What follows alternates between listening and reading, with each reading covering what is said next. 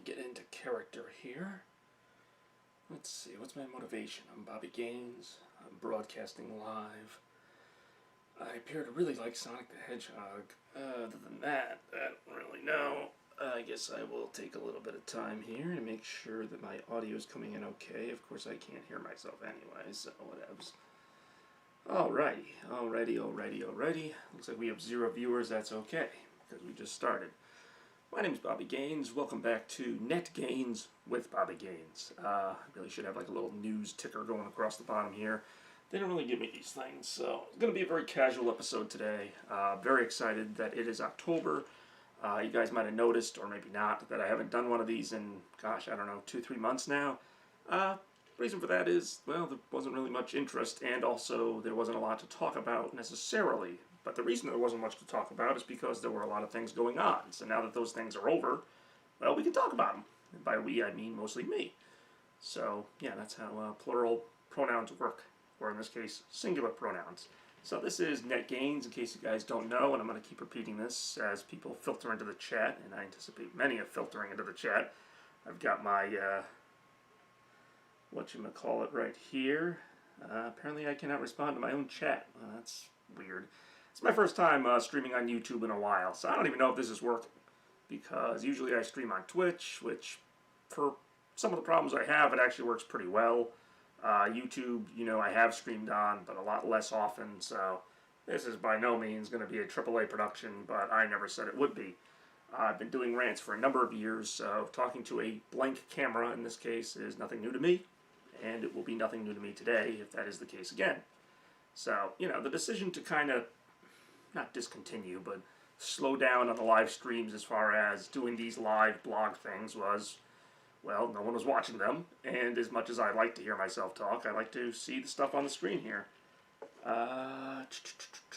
See, now I don't know if I just can't see the chat if... Yeah, let's see the live chat here. Let's get a live reaction from everybody involved. Oh, look at that, I'm in there. Awesome. Yeah, I don't want to do that. Alright, so I can't type in the chat. That's how good I am right now. I cannot type in the chat. Hopefully you guys can hear me audio-wise. I know there's always a video, probably, assuming audio lag as well.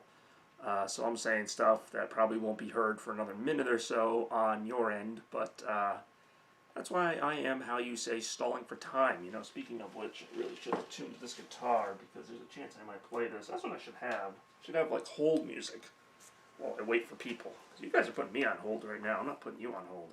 I was on time. Which, when you do what I do, which is not just this, but also as a performer of sorts, you know, you got to be on time for your audience. And I saw a really great guitarist over the summer, a friend of mine. That is not what we're going to hear right now. You're not going to hear any great guitar.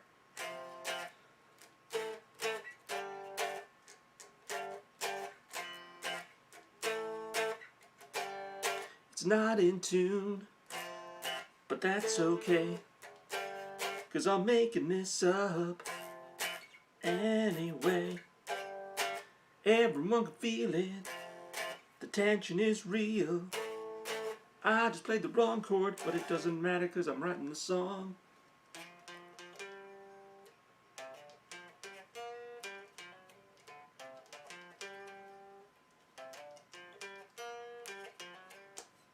But yeah, that's just a little taste of what you might get on today's episode of Net Gains. But of course, that's just music, because music can be enjoyed by anyone at any time, so don't really need an audience. In fact, a lot of times I like to just play, you know, plugged into an amp, or play on my piano, which thankfully for all of you I don't really have access to from this angle, so yeah. Net Gains started this in April. Thought it was a brilliant idea. Shame on me. The Christmas streams from last year inspired it, and those might return. In fact, at some point I will talk a little bit about Christmas 2020 and Halloween 2020, which is closer. It's coming very soon, actually. It's hard to believe it's already October 9th, so a little over 3 weeks until then. I'm going to go ahead and be a nerd right now and see if my stream is even showing up on YouTube.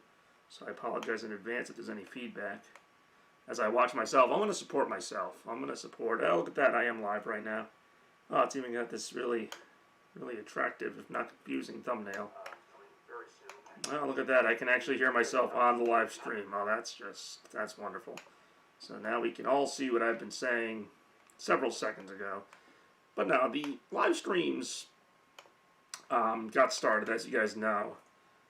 Really last fall, I experimented with doing Twitch, and Twitch has been a mixed bag. Some of the streams are pretty successful, and you know, I don't define success by like hundreds of viewers because I'm not that naive. But you know, even if I get 5, even at times 10 viewers, whether or not they're all watching, I don't know. I consider that a pretty successful stream because I'm gonna do this stuff anyway. Oh, great! My thumbnail's me holding a soda, but yeah, that's just the kind of reality you're gonna get with me. Yeah. Hey, what's up? What's up, playa? There's Randy. Speaking of Twitch, and I apologize, Randy. I don't know how much the audio lag is going to be. I cannot respond to you on the chat because the chat is messed up, but I can see what you're typing. And Randy has become a recent follower of mine on Twitch. Surprisingly, I have 35 followers on Twitch. I don't know how the heck that happened. But yeah, no, this has been a crazy year for all of us, and for better or worse, you know, I'd love to hear what you guys have to think about it, because you know, you've heard my thoughts throughout the year and throughout my streams. And let me start the whole music again.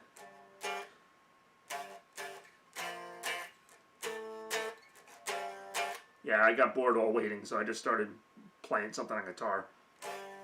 We're waiting for this. People showing up for the stream. And now Randy is here on the stream. Don't worry, this isn't the whole stream.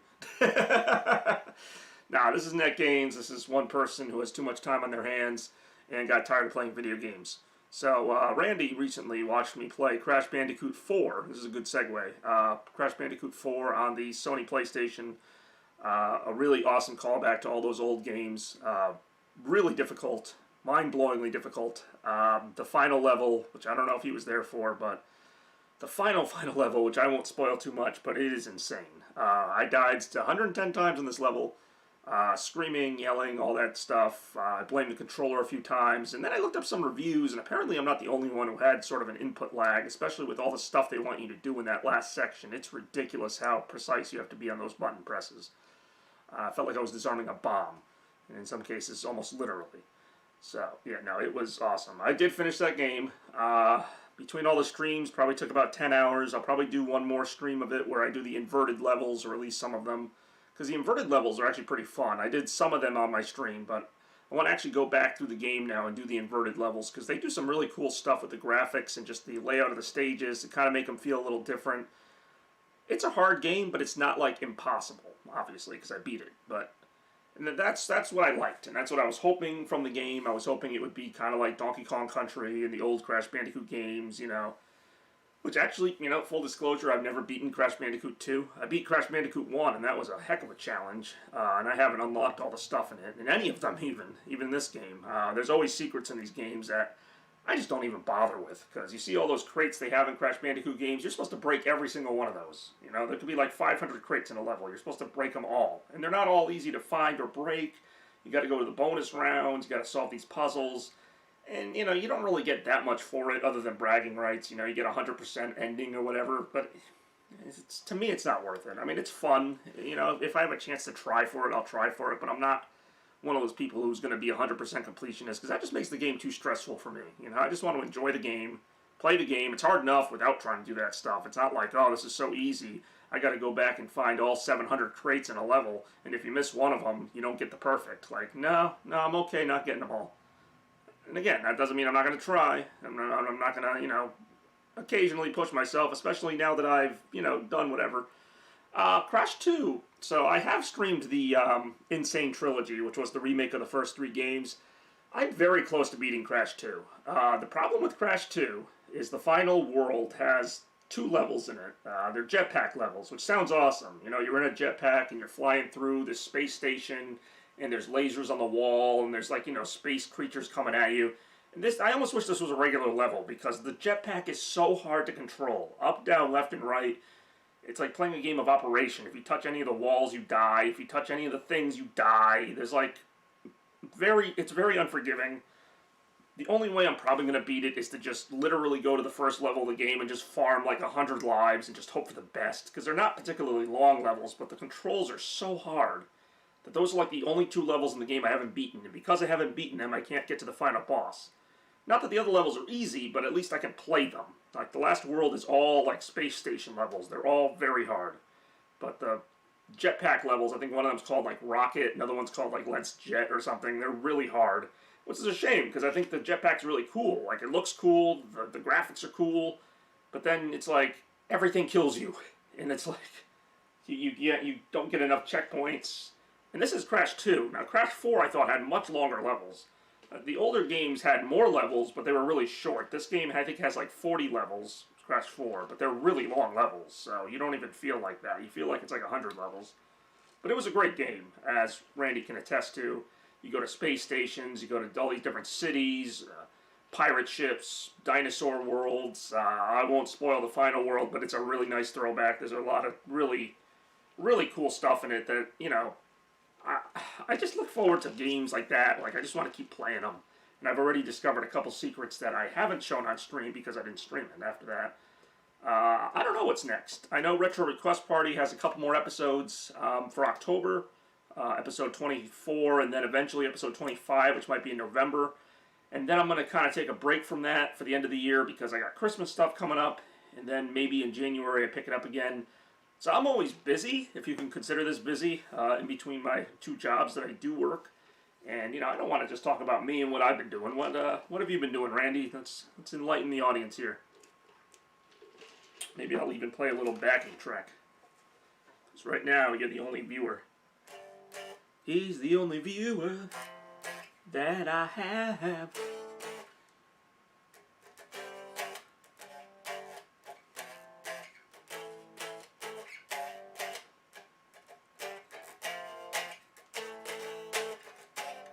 I'm sure my technique's not right,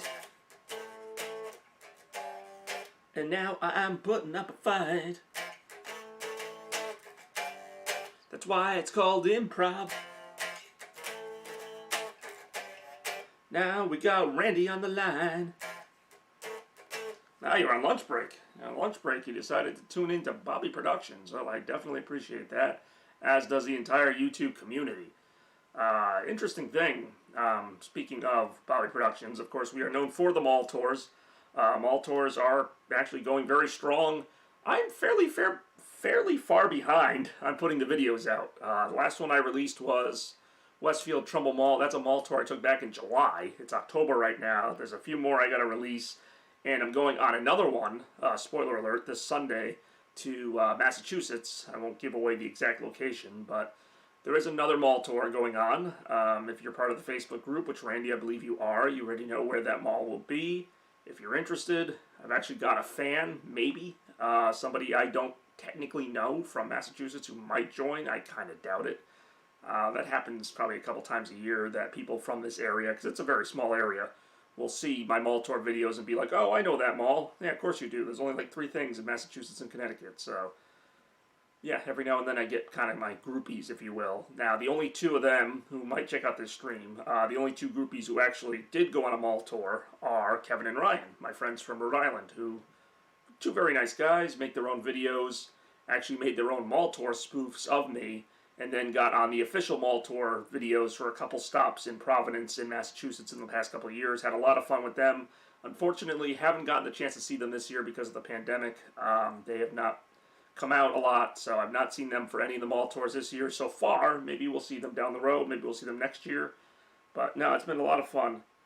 Have fun keeping John out of trouble. Yeah, no, that's a thing in its own. And I really, I kind of wish John Lee was here. Or John, I won't give away his full name, but I think I just did.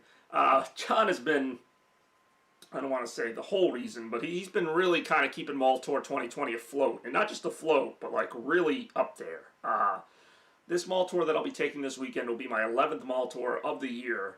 If you told me I'd be taking 11 mall tours back in April when coronavirus really became a big threat, I would be like, yeah, okay. I thought maybe 3. I thought maybe I'd go on 3 mall tours all year, the way things were going. Nothing was open, let alone malls. But, John kind of took over in terms of, hey, let's start doing stuff. He would let me know when he's in the area. We'd come up with plans, and next thing I know, we're going on 5, 6, 7, 8 mall tours, plus the other stuff we did during the summer, which I'm still working on releasing videos for it. So I was almost blindsided by how much stuff I had to work on, because I thought maybe I would have a few videos to do. No, I've got a few videos that I haven't even put out yet, plus a few mall tours. I'm very excited about this new rant I'm working on, which is going to preview Christmas season, which I know it sounds weird to say, but it is October 9th. So Halloween's in a few weeks. As you guys know, that means Christmas isn't too far behind. I'm ready. I'm not like as gung-ho as I was last year, but I'm definitely ready. I've already begun some of the scouting processes and stuff like that. It's going to be a very back-to-basics Christmas season, and I'm going to talk about this in the rant that I've actually already filmed. I just have to kind of edit it and put it together. So that's something to look forward to maybe early next week or even this weekend. I don't know. It's been kind of crazy trying to keep up with all my videos while also keeping them on a timeline, because I want to get everything out. I don't want to rush it, but I also, when it comes to stuff like Halloween and Christmas, I kind of have to do it now because my opportunity is now. I can't put those off too long. So anything Christmas or Halloween related kind of gets top priority, even though I want to get the stuff from the summer done, so that's not just laying around for the next months. Same thing with the Blockbusted remake, which I've mentioned in countless rants, including these. The Blockbusted remake was supposed to be done like in June or July, and it's now October. I just kind of stalled on that. That's on me. I don't know why. I just got to like part 7, which Blockbusted is an 8-part movie. If you're really interested in watching it, it is on YouTube already, but I'm making some quality of life improvements to it, making it one big like 80-minute movie, even cutting a few things that just kind of didn't work. But yeah, I am keeping close to the vest with this. So yeah, that's fine. Like I said, a lot of people are like that. I kind of expected that. I kind of, respect that. So that's perfectly acceptable, and that's kind of why I thought a long time ago that I wouldn't be doing a whole lot. So the fact that I've done anything has been a bonus, and and a testament to people like John who just like to have a good time. Not that you don't, not that anybody doesn't. Like I said, this has been a very weird year, and that's why more than ever, I'm looking forward to the holidays. Halloween, which probably isn't going to be much for the kids, but it hasn't been much to me for years, so whatever. Like, I'm just going to do what I usually do. Eat some candy, maybe go over my nannies, dressing up, whatever I got to do. It's been a little sad to not see, like, as much Halloween stuff, but I get it, There's really not as much of a market for it. There is a Spirit Halloween nearby that's opened up. It's not in the local mall, which makes it a little harder to get to, but I'll make the effort. Halloween's one of those things where as much as I talk about it, and actually I thought about this recently, about 20 years ago, that was probably like the apex of my Halloween adventures as a kid. I was 10 years old, turning 11 at the end of the year. Or, no wait, I already was 11. I don't even know how old I am. 20 years ago, I really loved Halloween. I was the Skull Ninja that year, which I say the Skull Ninja like he's this established character. He was just a ninja. He was just like, he looked like a Mortal Kombat character, all in green with skull stuff. I had to cancel going to a party. It's just not the right time. Yeah, I get it. I do get it. So, like, in terms of Halloween parties, I'm sure there won't be many of those. And really, Halloween parties is all I have left. I've even considered in the past throwing my own Halloween parties. This is not the year for that, though. Party that will still happen, even though the guest list might not be as big this year, will be the Bobby's Birthday Bash, but now I'm getting way ahead of myself. That would be in December. But now Halloween, it's going to be what it's going to be. And as much as I don't diss Halloween, but, you guys know I kind of gloss over it to a degree. But I love holidays, even if they're not like my favorite holidays. I just love that there is something else to do. And I've even kind of taken a little time, not a lot, but some, to kind of, throw up some Halloween lights, kind of make it a little more special. And, of course, I don't do too much because literally the next day I have to start ripping it down and going to Christmas. Just to put into perspective how big last Christmas was, like, I still have scraps of Christmas lights around the house. Like, there was so much last year.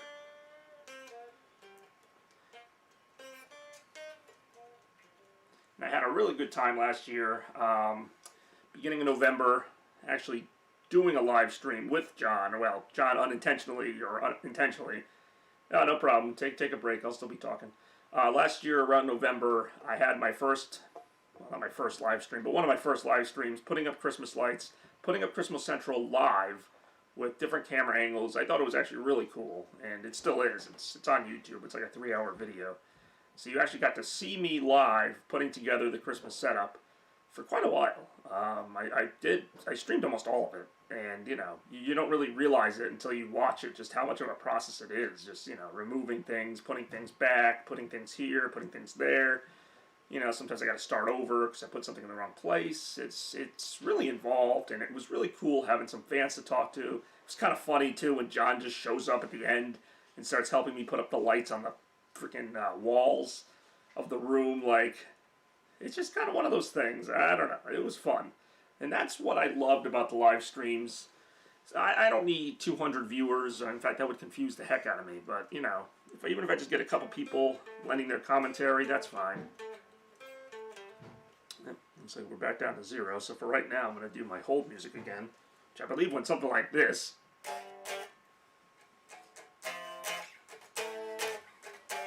Could probably turn that into something. We're waiting on people.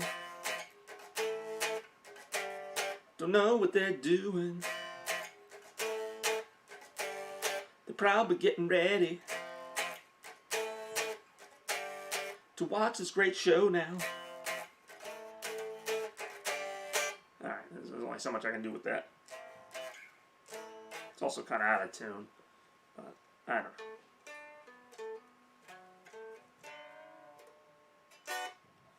But yeah, these are interesting, these live streams, because I do, like you just heard, I do kind of reveal things that I normally wouldn't just casually reveal. Like, I'll just tell you, like, I'm going to a mall on Sunday, like, not that anybody cares, but I'm saying, like, that'll be the 11th stop of the mall tour. Normally I wouldn't even tell you that, I would just kind of do it. So if you're really paying attention to these, you can get some just bizarre inside information into the inner workings of Bobby Productions, because when you're the owner of Bobby Productions, you really can kind of just do whatever you want. It's not like I have to answer anybody or run this by anybody. It's, hey, Bobby Productions, what am I doing tomorrow? I don't know. But yeah, do check out Chaos Blur on Twitch, which is me. I know, every stream I feel like I say the same things. It's just kind of like, I'm trying to revamp my look in terms of, especially on Twitch, trying to get more, I'm not necessarily doing it for more viewers, but I'm doing it so that I just look more professional, like, really kind of ramping up my logos and stuff. Speaking of, which should be no surprise to you, and this will also be mentioned in the rant that I'm releasing soon, I've already begun work on the Christmas 2020 logo. Very preliminary work, but it needs to be done. Needs to be done well, so I usually start that in early October. I'm a little bit behind, but then I've also got the Halloween logo, which is kind of funny. A lot of times the Christmas logo is finished before the Halloween logo, even though one occurs before the other, but it's whatever. How many of you guys remember my Halloween logos? Does anybody? I don't even. I remember, like, 2017, I did a pretty decent logo with pumpkins, but most years my Halloween logos, while they're not terrible, they're just kind of there. Kind of like Halloween, but I digress. Last Halloween was good. I'll take a little bit of time to reflect on that, since that's usually something I do this time of year.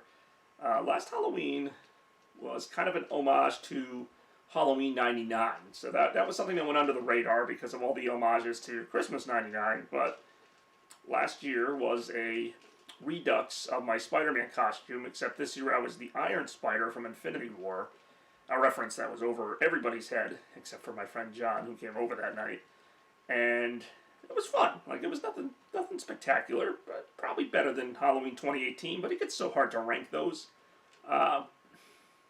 As you guys know, probably Halloween 2015 was the last one I really get, like, psyched about. And not even psyched, but it just had a little more to it. And holidays tend to go in cycles like that. Well, I say even Christmas, but the last 4 Christmases have been just so spectacular. But now that we're starting a new decade, now I want to make that clear. And I do make that clear in the Christmas rant that I'm almost reciting verbatim at this point. I want to make it clear that Christmas 2020 is going to kind of start a new era of Christmas, or a different era of Christmas, or at least for this year. As I like to do, I have different identities for each holiday. So this one is going to kind of, it's not going to be like a reboot necessarily, because there's still so much left over from last year, I can't just ignore it.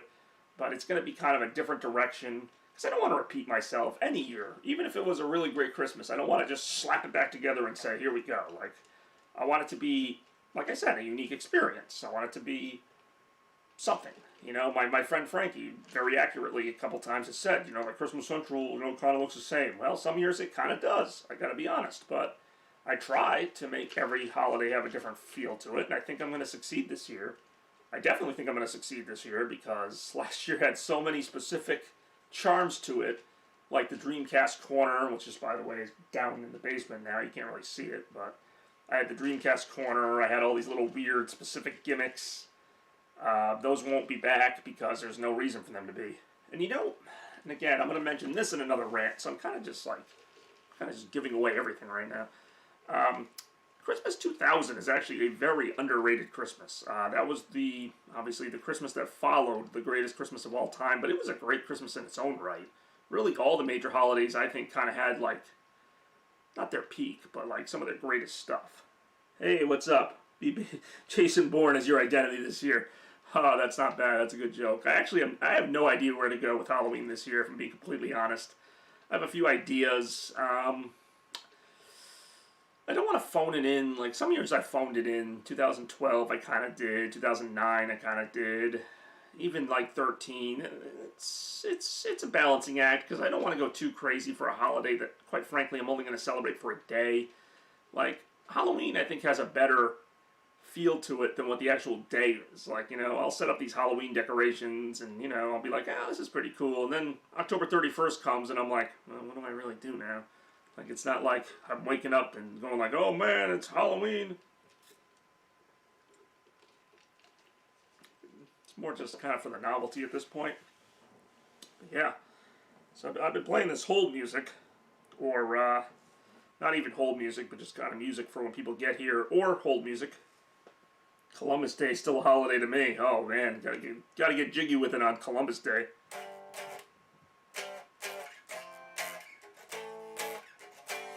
John likes Columbus Day. Not sure what to say. It's still a holiday. It's on a Monday. There you go. That's been my hold music when there's no viewers, and my music when a viewer gets here. And I just kind of came up with it pretty much out of nowhere. You just missed Randy, who might be back. He was on his lunch break. Apparently he really has nothing else to do. And I'm actually surprised that this has even made it this far.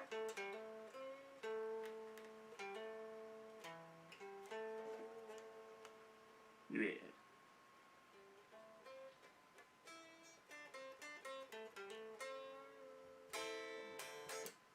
Just mentioning earlier, actually, the mall tour that will be going on Sunday. Should be a fun one. And how there may be, although I don't like to jinx it, there may be a new participant in the festivities, but more on that when and if it happens.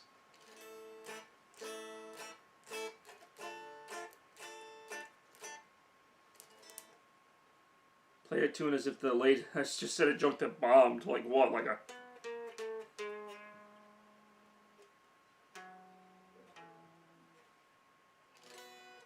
Yeah, I don't know.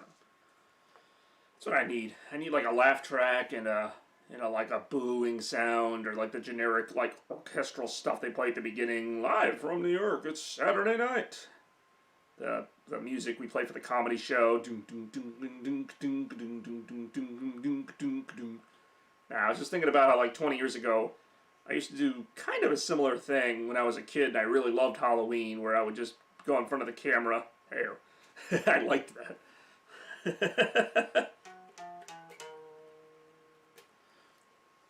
Nah, I would do kind of similar things as a kid, where I'd be like, you know, it's Halloween, let's get ready, like, and now I'm actually doing it with potentially at least one person watching. Before there was nobody watching.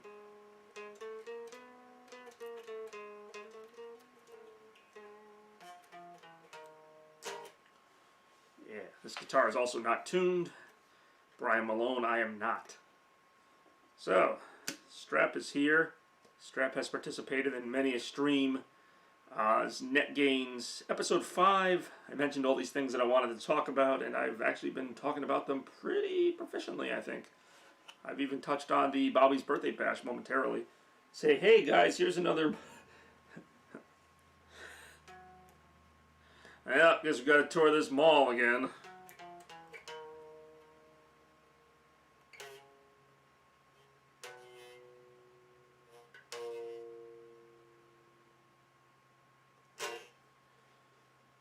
Well guys, guess we're gonna tour this mall again. Look around at stuff. I don't know. It's really interesting, or not interesting, but there's at least like 3 or 4 stores without knowing the other ones, because there's a ton of stores at this mall we're going to on Sunday. There's a lot of stores I'm looking forward to going to. Think Geek being one of them. I usually find something of interest there. Target, of course. They have a really nice Target. They have Primark, which I love Primark. I've gotten quite a few clothes from Primark at really cheap prices, as Michael Jackson can attest. So, a lot of fun stuff to look forward to just this weekend alone. And then who knows what's going to happen next week. I already kind of teased that next week will involve another episode of Retro Request Party. What does Simon say? Well, Simon says the mall is open, hopefully to some degree of capacity, because another spoiler alert, when we went to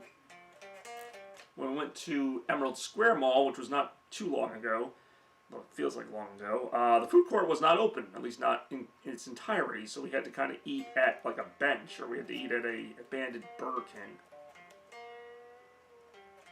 Yeah, no, I got that. It's a Simon Mall. There's a D&B. Yes, there is a D&B.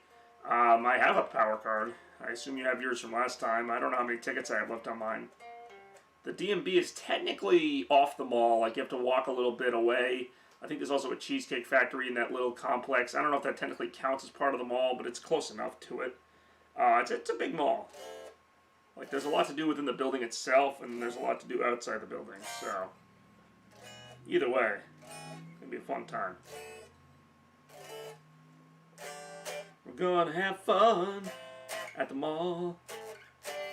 So much fun at the mall. Trying to get pictures, maybe. Yeah, I don't always carry that in my wallet. It's heavy. It's a heavy card. Got so much power. Such a heavy game card. I hope we can play the games. And maybe I'll beat my score again. I'm Baseball Pro. Yeah. I don't know why. I have too much time on my hands. I just came up with that song before the show started. And this is the show. This is about how far this goes. You've had all of one viewer at a time. Randy for a little bit, and now yourself. Can you tell us a little bit about yourself there, Strap? This is so good. I got my own Coke at Popeyes, which I specify that because when they let you go to the dispenser yourself, you can do the weird stuff like, you know, you can mix lemon or grape with it. So I got Coke with lemon, which really does add a little bit of flavor to it. You know, when I order it behind the counter, I don't want to be like, oh, can you do the Coke with the lemon in it? Like, yeah, no, they're just going to give you Coke. You know, what do you want for a drink? Coke. So I get Coke. But when they give me the option, you know, I'm going wild in that machine trying to come up with all these combinations. Don't let me pick my own drink, 'cause I'll pick something weird. Like maybe Coke with lemon, or maybe some Mountain Dew. What say you? But I like it better with lemon. Alright, that's enough of that. We have a second viewer. I don't want to scare them off. I fragmented a disc which lodged... Ooh, wait, what? Are you just like joking about how heavy the wallet is, or did that actually happen from something else? Because I know that you did return to work recently, and that's certainly not... that's not the way you want to work. Work smarter, not harder. I was led to believe you liked Mountain Dew and felt... But oh, God. Yeah, it's my favorite drink. I love Mountain Dew. Oh, what's that, Coke? Yeah, Coke's my favorite drink. Well, I suppose I'll make do. No, I love Mountain Dew. Like, you know, when you brought me Mountain Dew that time I was DJing, that was a very pleasant surprise. I appreciated that. Mountain Dew is actually, I don't know why, because Coke and Mountain Dew have the same amount of caffeine in them, basically. But Mountain Dew's caffeine seems more powerful. I don't know why. Maybe because it's a sweeter drink. In my mind, I'm like, you know, Mountain Dew seems to charge me up a little bit more. Coke is good, and Coke makes me, you know, kind of gives me a little bit of a boost, but I don't know, the Mountain Dew seems to have a little bit more to it. You know, I feel like we're having a Seinfeld conversation right now, honestly. Like, I feel like, yeah, that's what I feel like. DJ stands for To John. God, we got 2 viewers here. One of them's hiding. I don't know. I forgot how to do the thing where I see who's actually in my chat. There's a way to do it. I did it earlier. But this is how good I am. I actually prefer this, what do you call it, the Twitch interface. It changes a little bit when you do, what do you call it? It changes a bit when you do YouTube. It's still, the same features are still there, they're just harder to get to. So, there is a second viewer here somewhere. Oh god, women love DJs that need to do, yeah, well, you can do worse than John Lee. That is a endorsement, if I've ever had one. John's getting the ladies. Getting them every day. He's getting the ladies. Ignore what they say, 'cause it's true. For men. Yeah. That's my rally song for you. A rally song for you, John. It's called Getting the Ladies. Yeah. Alright, we got 2 viewers. One of them may or may not be hidden. Maybe John's logged in twice. I don't really know. I know for a while there I was actually checking out my own stream just to make sure it worked. So yeah, this is what it's all about. If you guys have any questions or comments for me, now is the time. Because it's live. So I can't make up an answer. I mean, I can, but I don't have it rehearsed, so.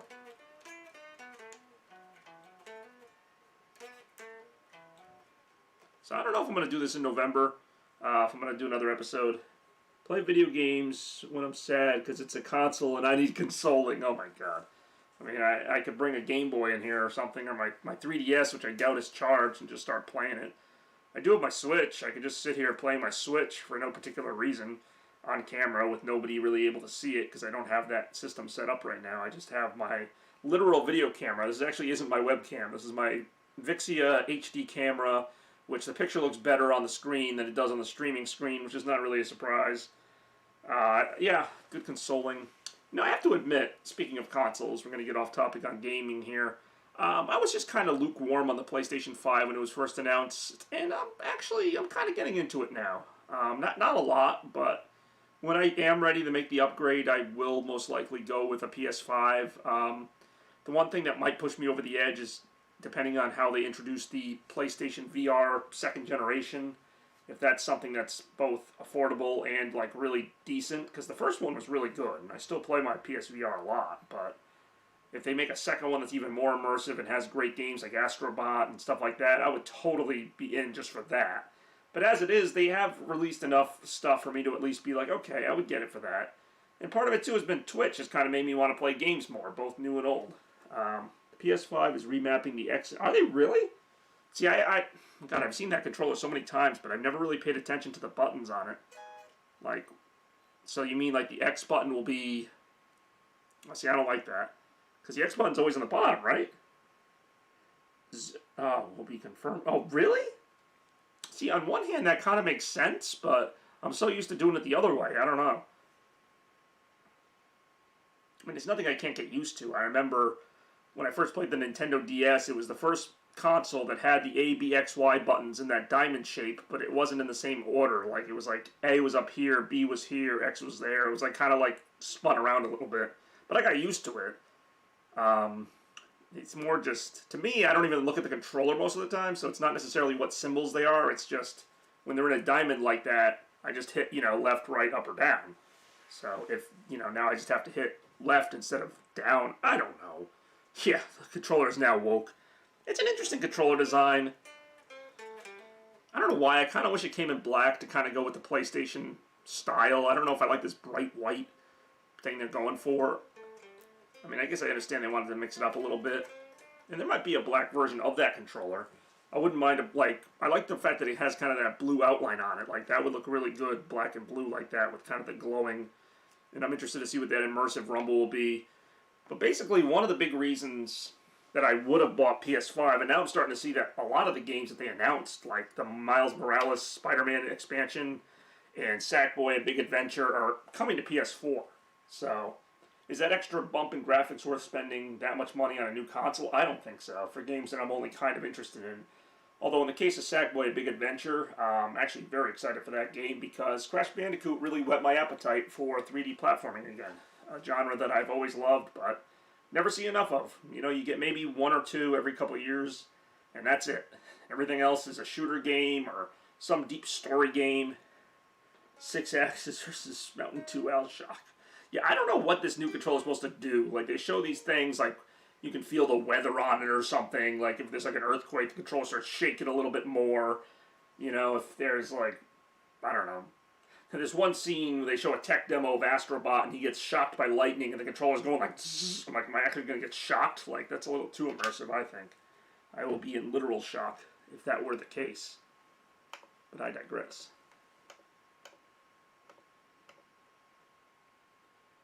Let's see here. No, I think, you know, I was never, like, against the PS5, but I think I'm kind of leaning toward it. Probably not till 2021 at the earliest, probably 2022, that I would actually look into it. I've had my PS4 since 2016, and I've really had no problems with it. For single people without significant others, oh, well, then in that case, my controller's going to be falling on the ground a lot. I'm not even going to be able to hold on to that thing. But I digress. Oh, I didn't mean to do that. I did not mean to do that. Still getting used to the... Speaking of controls, I'm still getting used to the controls on this. I know there was a way to do this. No, that ain't it.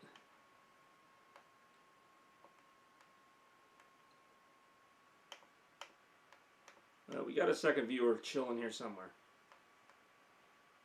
I got two black switches. Aren't, like, most of the Switch consoles black? Well, I don't know. Alright, this is my live dashboard right now. Live viewers 2, connection good.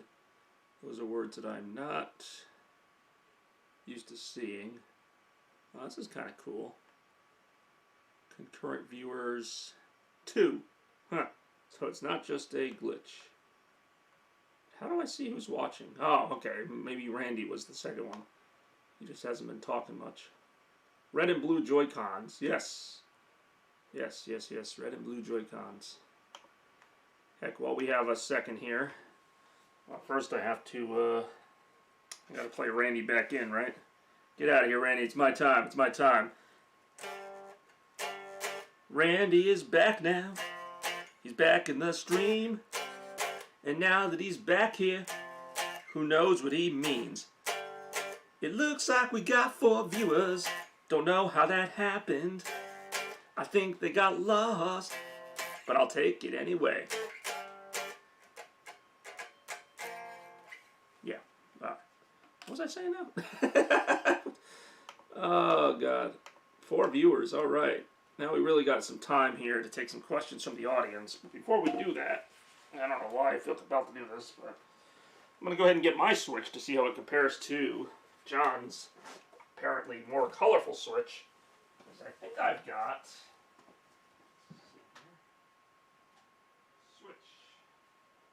Switch is actually the one console I can have in the stream because it's so dang portable. Now we're back down to 3 viewers. I scared someone off while trying to get this thing. Alright. Oops. Keep talking. Keep talking amongst yourselves. Favorite pizza? You mean like favorite pizza place or just favorite like flavor, toppings? See, I go way back. I love Pizza Hut. Yeah, I love Domino's. I guess by default it would be Domino's now, just because Pizza Hut's so hard to find. I know there's a Pizza Hut in the mall, but it's kind of a cheap knockoff of a Pizza Hut. Like, it's not, you know, not the same. Like the Pizza Hut Express or whatever. There we go. That's what I was trying to do, is get the participants. See, it still shows. Would I count as a viewer, though? Whatever. Now, Domino's, see, if we're talking about, like, just types of pizza, which it sounds like we are, in case you're wondering why I'm looking down, I'm taking a look at the sales on the eShop right now. I want to see what they got. Because every now and then you get some good stuff. Oh, here we go. Where to buy Nintendo Switch. And it looks like they got John Lee's Switch on there with the red and blue Joy-Cons. Groton Walmart seems to be a good place to buy them. Wait, why did you buy 2 of them? Oh, you saw 2 black Switches. Okay, so I don't know if you bought them, but you saw them. Anyway. Games on sale. Let's see what we got. Let's see if I'll buy a game live on air. The one I bought in the mall. See, the Pizza Hut in the mall is decent, but they basically just serve you like, it's almost like if Pizza Hut had a cafeteria. Like, it's a pizza hub. It's like, you know, if Pizza Hut had a cafeteria, it's like today's special is 2 slices of pizza and a breadstick. Like, it's not the Pizza Hut that I remember. And I have a lot of nostalgic memories of Pizza Hut. I went there after my 8th grade graduation. You know, it seems like every big moment in my life was punctuated with Pizza Hut when I was a kid. It was like, oh, you know, you just did great in school. Let's go to Pizza Hut. Like, yeah, Oddworld, Abe's Exodus. Isn't that... I know that's an old game, but aren't they making a new one for PS5? That's like one of the few things they keep releasing. I don't even know what some of these games are. Oh, they have Bulletstorm on here? I actually have Bulletstorm. In fact, Strap was with me.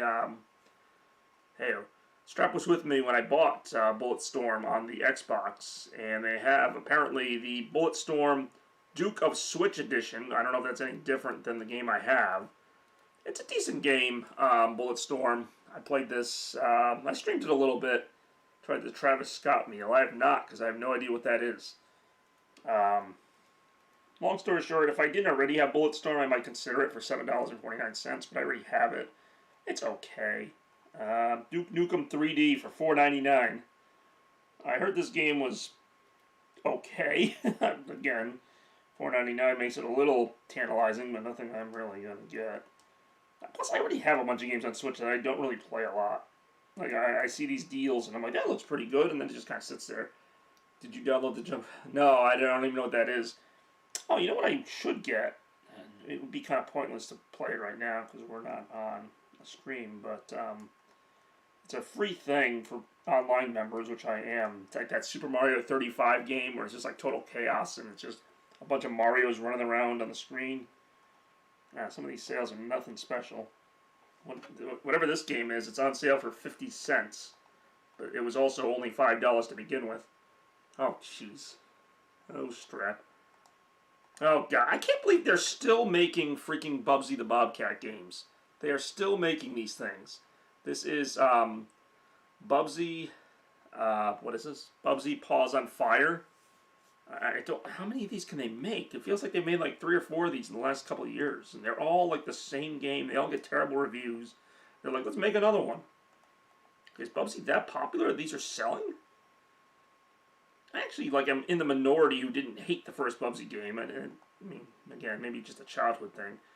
The only game I kind of like, if I see it on here, I might get it, is that Medieval game. But I think that's only on PlayStation 4.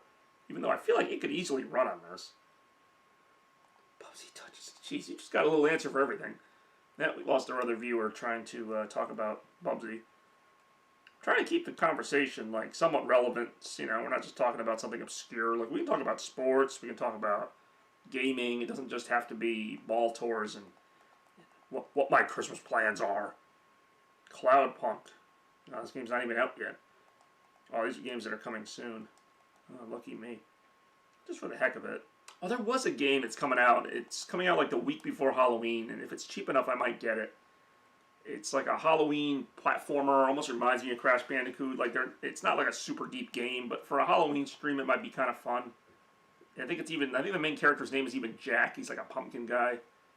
Buccaneers lost last night. Yeah, they did. Tom Brady once again whining on the sidelines because he didn't get his way.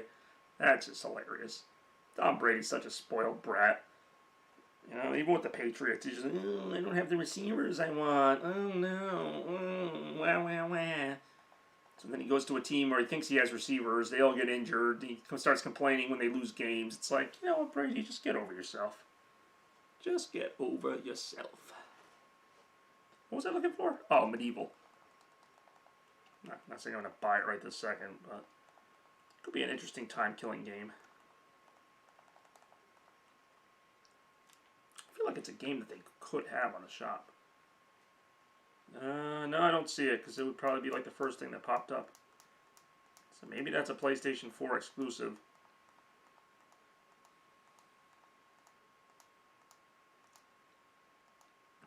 Isn't this funny? I'm just like shopping for games during this live stream.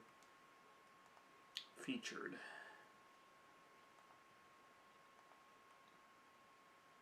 I do want to see when there's a lot of re-releases coming out. I want to see when this is coming out. This isn't coming out until 2021, the re-release of Super Mario 3D World, which was a really cool game. Don't know if I'm going to buy it again, though. I already have it on my Switch. Oh, here's the game I was talking about. Who's winning the NBA Finals? Who's winning is the Lakers, who will most likely win it.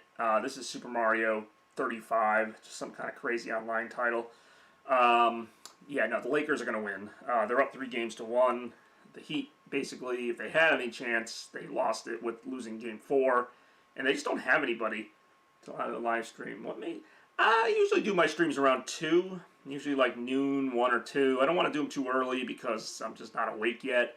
And I don't want to do them too late because, I don't know, it just depends. I actually am off today, which is nice. If I was working, that would also contribute to when I do them. But given the choice, I would usually choose to do them about 2 or 3 o'clock, which is usually when my retro request parties start. So, like I mentioned, next week will probably be a retro request party day, sometime early in the week. So I got some stuff coming up. I'm excited about it. Yeah, some stuff to kill a little time before I go back to being an adult again. Why is that? Does that time not work for you, Strap? Does that not fit into your schedule quite right? We got a game called Pinball Lockdown for 99 cents. I'm always interested in looking at pinball games. Doesn't mean I'm going to buy them. This game doesn't look like anything special. But you know what? I'll watch a trailer. In fact, with the Switch here, I can do this. Seems like later would be better. I mean, I've done both. It just kind of depends on my day. If I work early, if I work late. If I work early, maybe I'll do one at like 5. I've done the retro request parties then. Of course, we all remember the time I did the retro request party at 5 that went to like 10. And then I'm like, wow, you know, that was fun, but there goes my day. Freaking World Series baseball.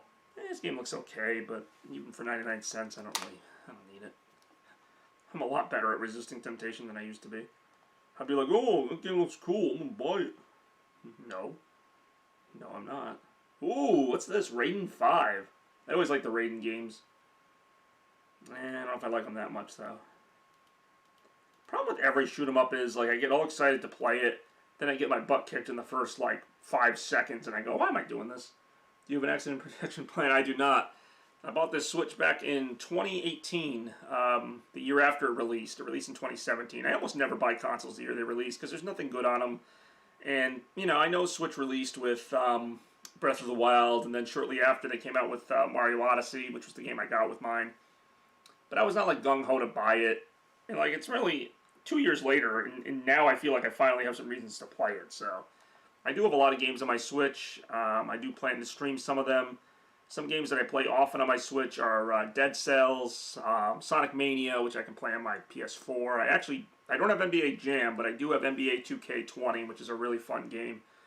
And there's a lot of good games on the Switch now. But when it first came out, you know, there was really not much. And even still, there could probably be more. You know, but it's whatever. Nintendo's always been... You know, I like Nintendo, I like their style, but they've always been like a step or two behind the competitors. Sony and Microsoft always seem to have more games and better performing games, and Nintendo kind of just gets back to, you know, they're like, hey, we got a new Mario, so that's why you buy our system. If you get anything else, it's a bonus. How am I celebrating Halloween this year? Ooh, that's a toughie. Yeah, I got a couple costume ideas, a couple that are kind of funny.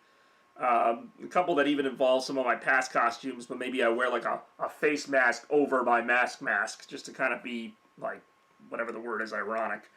But I might do something new entirely.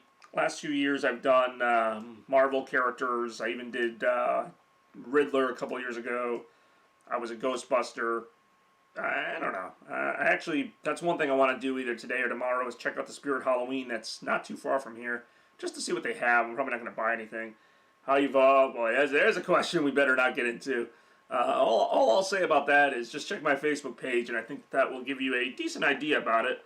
And I know pretty much nobody other than maybe Strap and Randy can access my Facebook page out of anyone who would watch this, so I'm comfortable with saying that because that's about how I'm going to answer that question.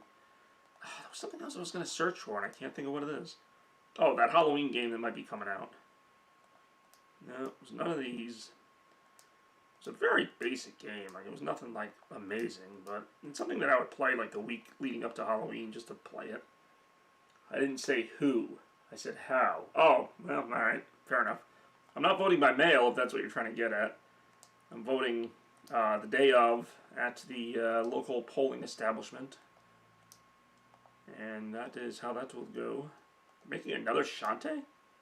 Zoids. Oh, they got a lot of stuff here. I know I saw this game. Hyper Brawl Tournament. How many games are there like that just have these generic names like Hyper Brawl Tournament, Ultimate Omega, whatever?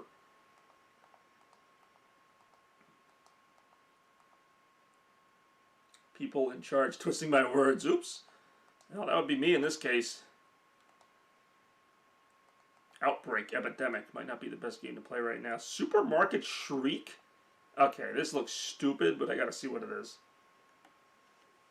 I gotta see what this is.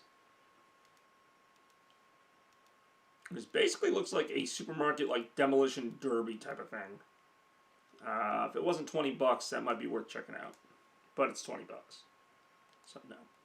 Cobra Kai. Pikmin 3 Deluxe. Where the heck is it? Oh, is it this guy? No, Haunted. They do have a few Halloween games, but there was one specifically for Switch that I thought would be interesting. If nothing else. Need for Speed Hot Pursuit Remastered? That's like a 12-year-old game. That was a good game, but maybe I'll check it out. I don't know. Fitness Boxing 2, No More Heroes 3. I can't think of the name of the game, or I would just look it up, but it was something like Pumpkin Jack or something. I can't remember. It came out like the week before Halloween. Developing a Sonic called Xenos. I can't tell if you got that from that YouTube skit where it's like Sonic fan characters. I invented a character called Xenos. It's Sonic backwards. The angry video game nerd. I forgot that he made his own video games, or somebody made them for him. I doubt he made them. Maybe it was Haunted. It was basically like a reference to like the old PS2 platformers. And like it even has that graphic style, but it's doing it on purpose. Galaxide. Actually, that game looks pretty good. Galicide. I don't know how you pronounce that. Galicide? Galicide? It's almost like Homicide, but galaxy related. I mean, after a while, there's so many of these games released. I don't watch YouTube videos. You just make them. Why would this not be, like, featured and featured prominently? I mean, some of these other games they are featuring are nothing special. Castle of No Escape. I'm gonna find this game. I watch free over-the-air TV. Well, aren't you a rebel? Shoot Up, 1-Up XD. Safe to say I'm not going to be buying any games right now. Even if some of these are really cheap. Bestsellers. Oh my god. Great deals. Are they really great deals, though? Are they? They're okay deals. See what you started here with your talking about Switches. Maybe it already came out, and that's why it's not showing up. Or maybe it's only coming out on PS4, but that would make no freaking sense. Gotta find this damn game now. Because that's one I probably would buy, but not right now, just when it comes out. Let's see.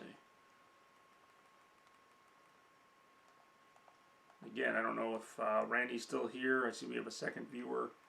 At one point we had up to 4 viewers, and I was just thrilled. Oh, Hat in Time is another game. I just saw that come up in my search bar. It's one I wouldn't mind checking out. Halloween Pinball. Yeah, I'm all set. Haunted Halloween. What the hell is it? Maybe I'm just making this game up. I don't know. I might just be making it up. Wait a minute. I want to say it had Jack in the name, like Jack-o'-lantern. See, we've already topped an hour, which is more than I can say for the last few episodes of the show. Speaking of the episodes of the show, I don't know if there'll be a November episode. There will definitely be a December episode because I'm going to bring back the ever-popular and actually pretty hilarious fireside chat that I had last Christmas. I thought that was a lot of fun.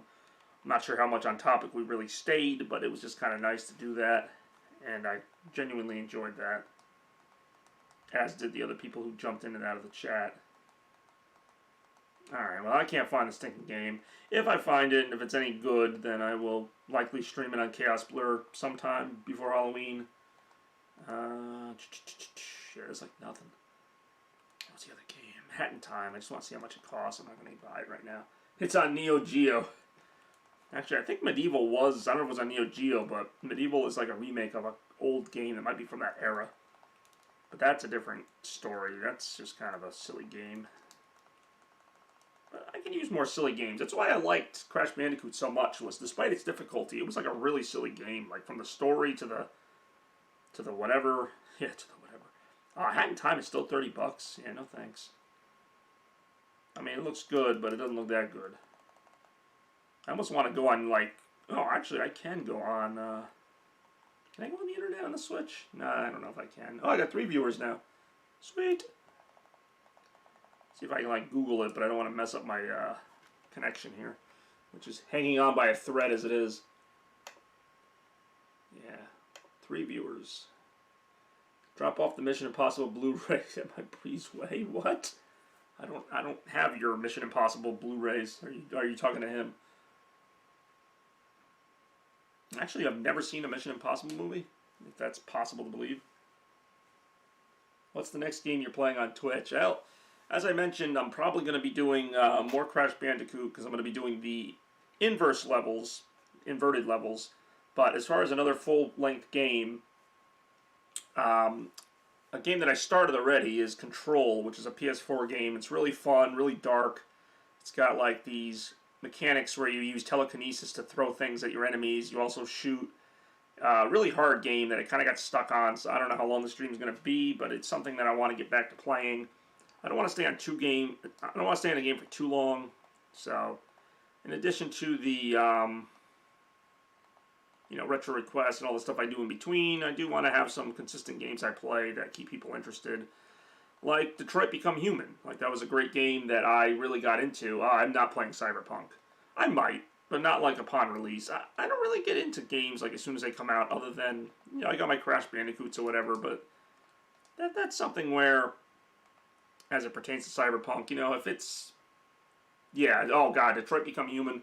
Not only is that game dark, but I looked up some of the other endings. Like, the ending I got isn't even that bad. Like Crash Bandicoot. I don't have a PlayStation Classic, and if I did, I wouldn't. I just wouldn't even have one. I can't remember the name of this damn game. Oh, what am I doing? I don't know why it wouldn't just be featured on the Switch shop. It was nothing special, but it was whatever. It was enough to make me think about buying it.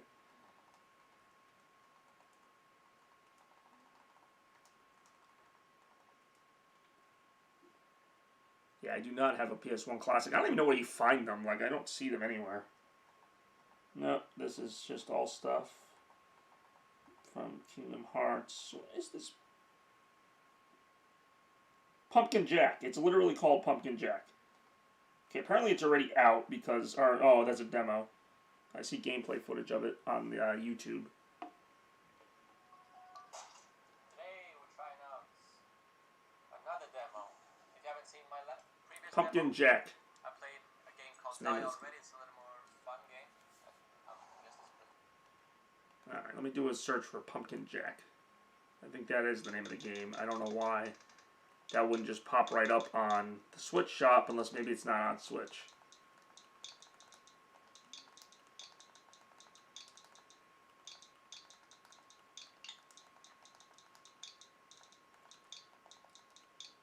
Yeah. Pumpkin Jack. Just trying to remember when this game comes out. Alright, release date trailer.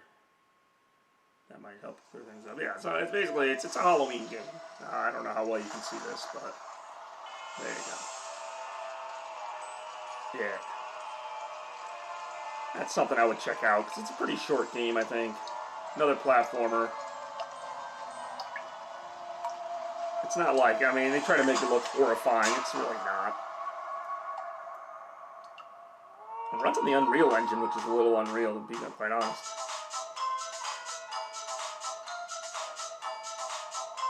This to me seems right up my alley.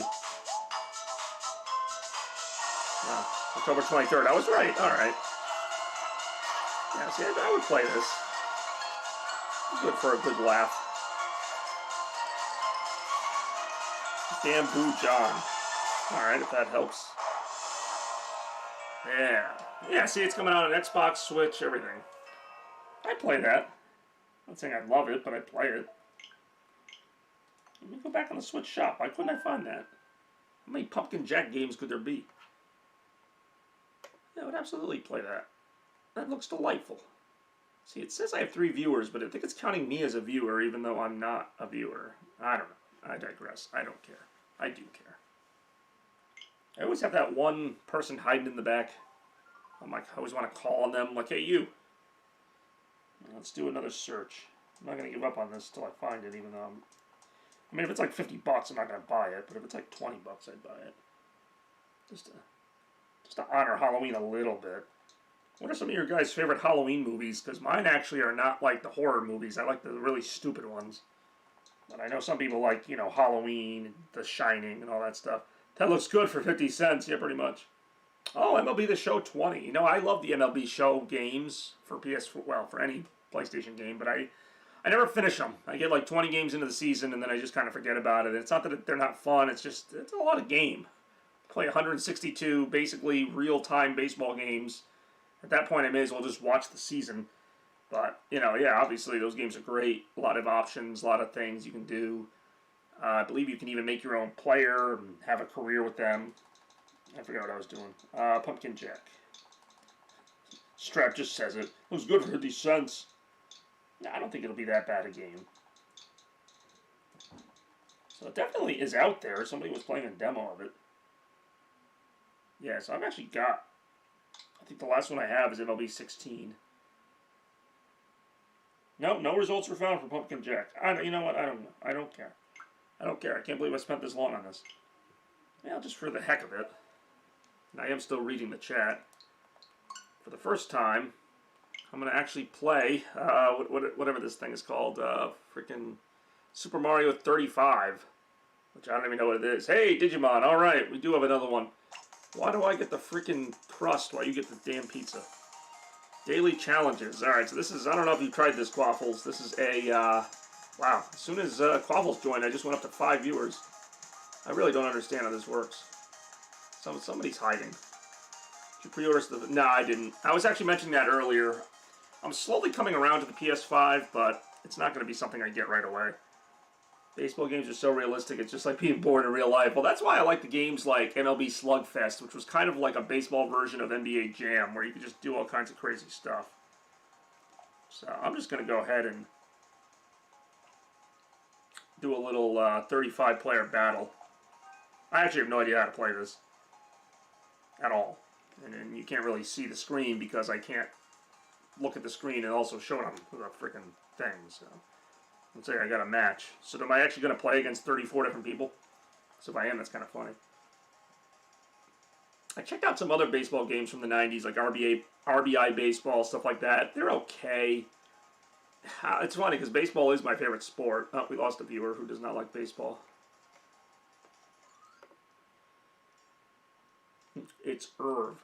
Alright, well, maybe I'm playing Irv. I don't know. Okay, so here I go. I'm playing the first level. Watch out. What the heck is happening right now? I was watching like 13... God damn. This is very distracting. So much going on right now. Wait, what? Am I timed? Oh, I really am. Oh, shoot. I don't remember all these Goombas being in this freaking level. What is the goal of this? Oh, God. Oh, this is so much harder than the original one. Yes, I know, watch out. So am I just like racing everybody? I'm dead. Too much to pay attention to. So is that it? Alright. So I finished 24th out of... It's her plating. Oh god, that would be so bad. Oh, he must have caught on to you, because now we're down to 3 viewers. Either that or people just didn't feel like watching me do this.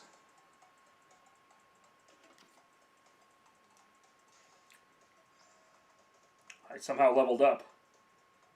It's an interesting idea, I have to say. This could be something I stream in the future. Just for the heck of it. I like this kind of chaos. Blur, if you will. So how's your day going, Quaffle? Thanks for joining us on a very nice day. Probably going to check out Spirit Halloween a little bit later today. I'm going to go back to the main menu. I don't want to bore everybody with this.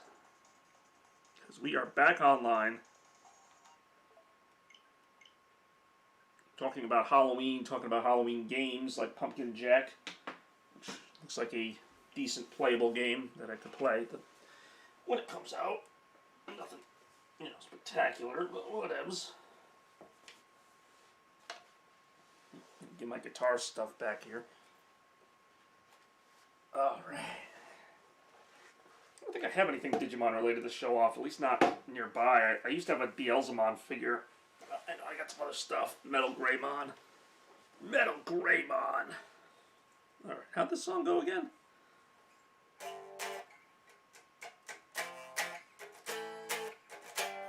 Quaffle Boy's here.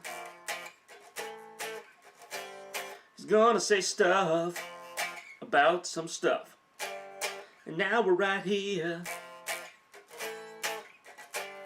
Hope Irv isn't in the stream, 'cause that would suck.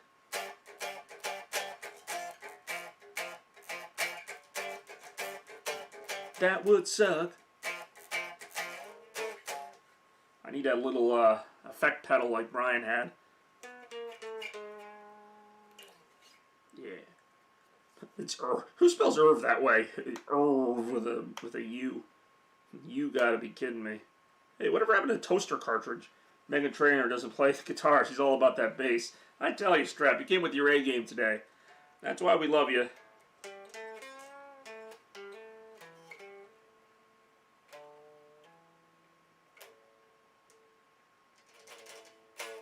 Yeah. I don't know if I mentioned it. There could be another person joining us on Sunday besides John and maybe Angela. Although I don't even know if John's coming, but Angela had expressed an interest. But we'll see. I must depart, and I'm not bluffing. Well, I guess you made your point. Alright, well, thanks for tuning in. He's gotta get going. To Bluff Point he's showing that he knows how to hike. So that's what he's doing. I need a better theme song writer.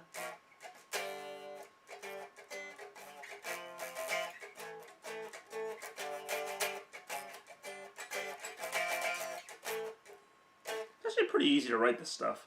Like just the simple stuff. I'm trying to remember like the Mall Tour songs, as I've had a lot of those.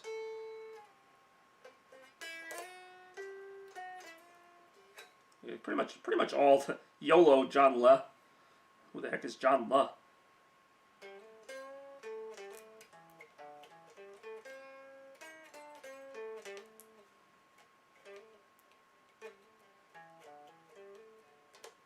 Do you know that I have a fake Super Nintendo Mini? I actually ordered one online and I got it, and it looks nearly identical, but it's fake. It technically works, but all the games have glitches on them and it plays weird music that is somewhat Nintendo sounding, but it's really not. And I still got to keep it because even after I hit Yassine. I still got to keep it because after I complained about it, they just gave me my money back, but they said not to worry about sending it back. So I have a real Super Nintendo Mini, and I have a fake one. And I'm just mentioning that because I'm about to put this back, and maybe I'll grab the fake one because it's not put in.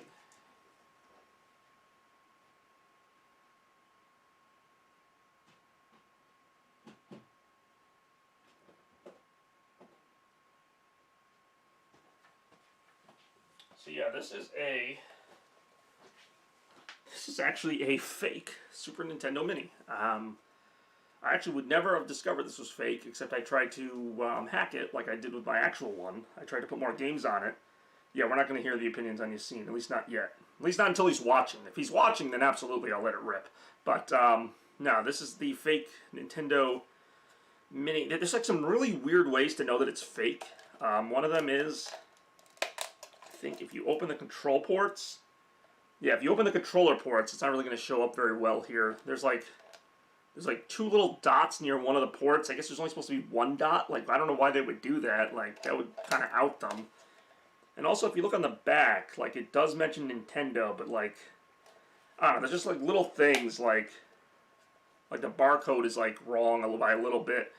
But, yeah, because I got this, and, I mean, it technically works, but I'm like, this seems really off. Like, I'm playing Super Mario World, and it's, like, the music's, like, kind of skipping, and, like, the graphics are kind of weird, and the menu music keeps looping, and I'm like, you know, I don't know, because I had never had one, so I'm like, maybe that's just how it is, but I looked it up online, and I'm like, sure enough, this was a fake. So I got a real one now. Even the box looked real.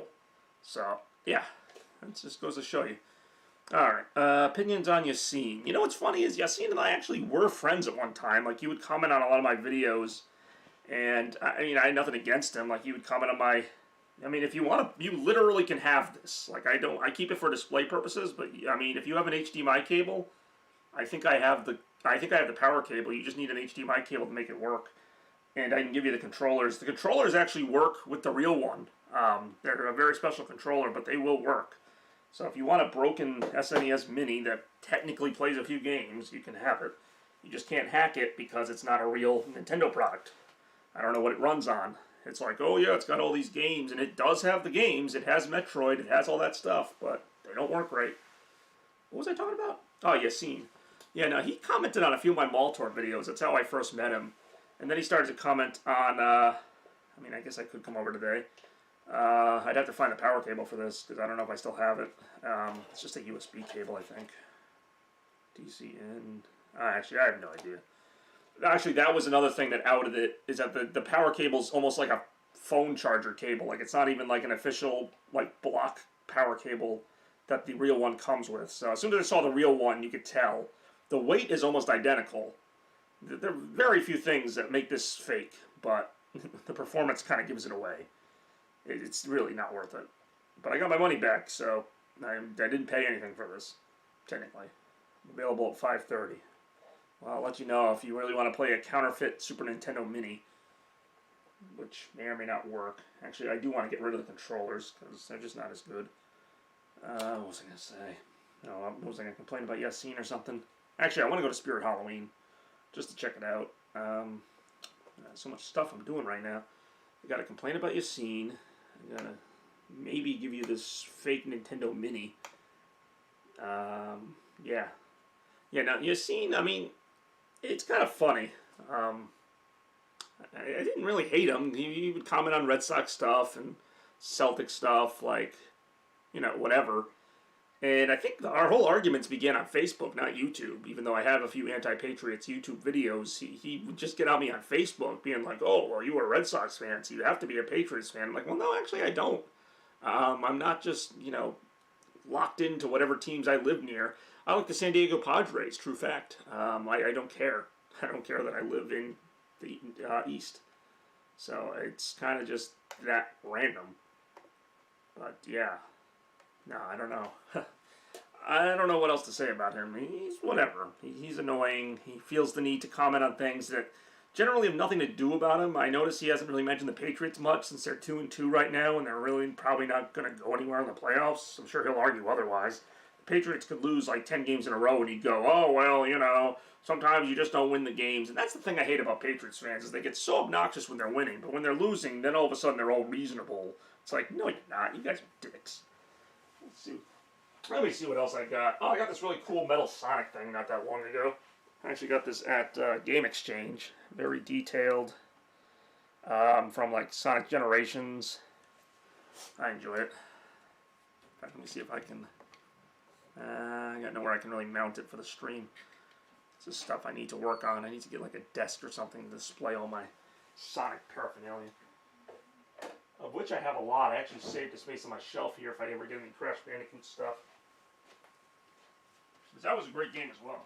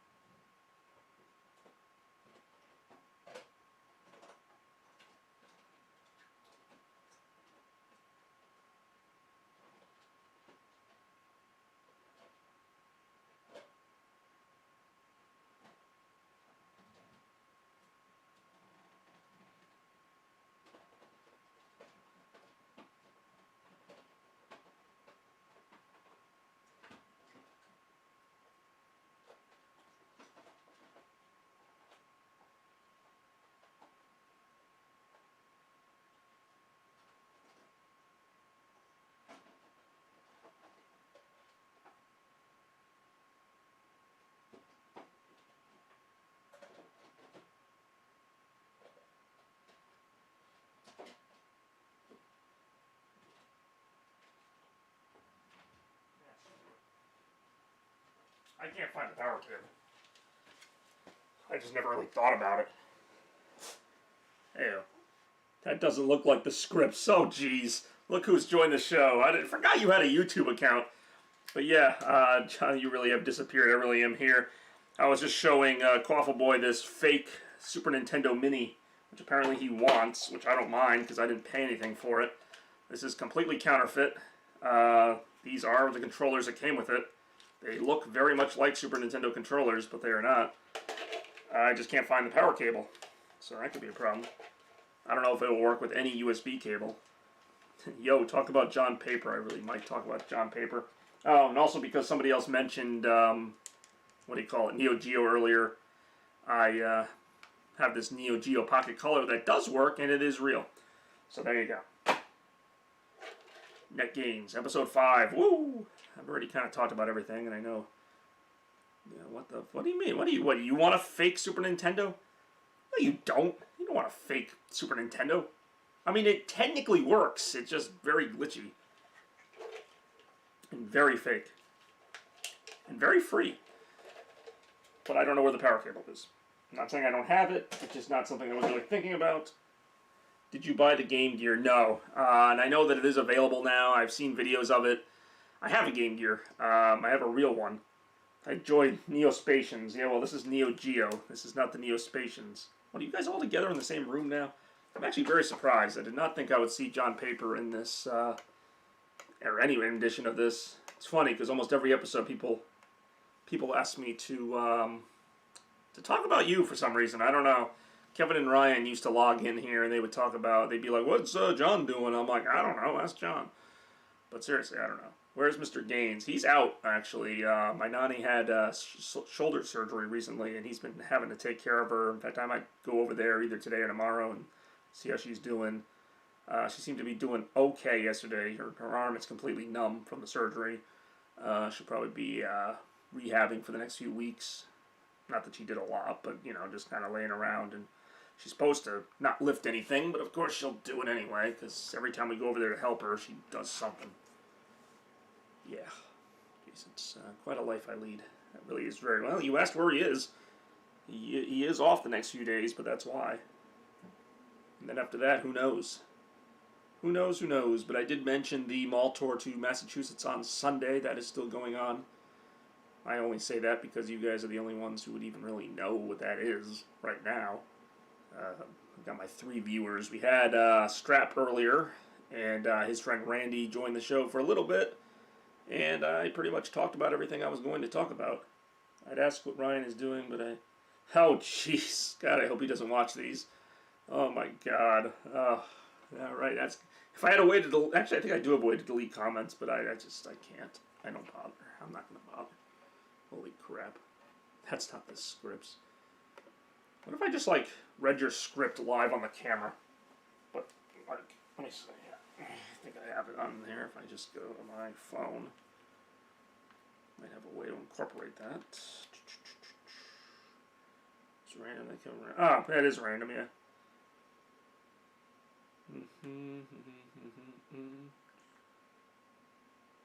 Hey, what's up, B-Mark?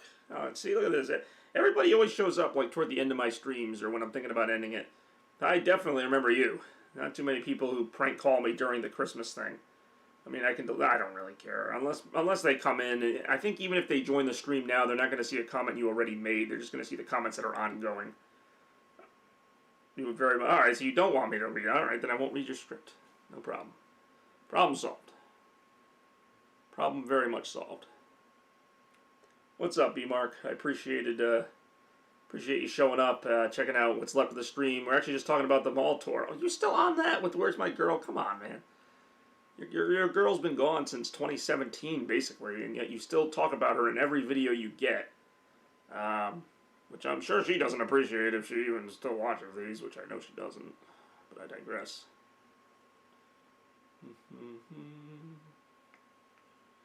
Alright.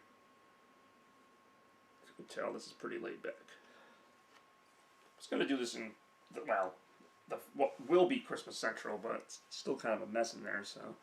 Here I am down here now. We got 5 viewers. As you guys know, I tend to kind of hang around until there's nobody left. So this is almost like a question and answer panel where you guys can just... Yeah, it really is, Cat.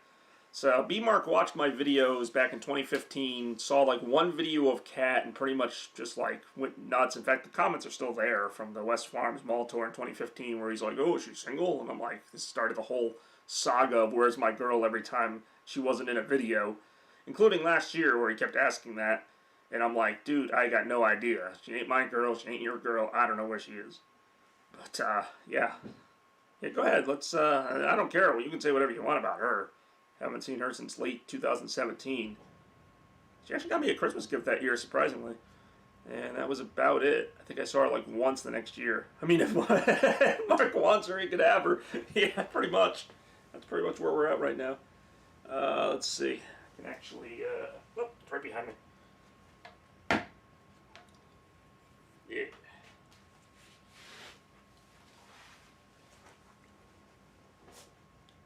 All right. We got 5 viewers for now. Mark thinks that Caitlin's cool, but she's not. She's kind of a nutcase. That's putting it mildly. Yeah, Caitlin, this is for you. You're a nutcase. All right.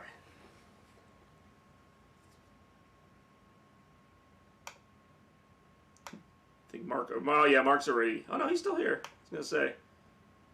About as appealing as. I'm not getting that lyric in there. Yeah, it's like a lyric from the Grinch song. You're about as appealing as a old woman's bowel movement. Yeah, B-Mark, you know, she's fun to look at, but, you know, just don't talk to her ever. Because when have you seen her in any of my videos since, like, 3 years ago? Or when do I even talk about her? I don't.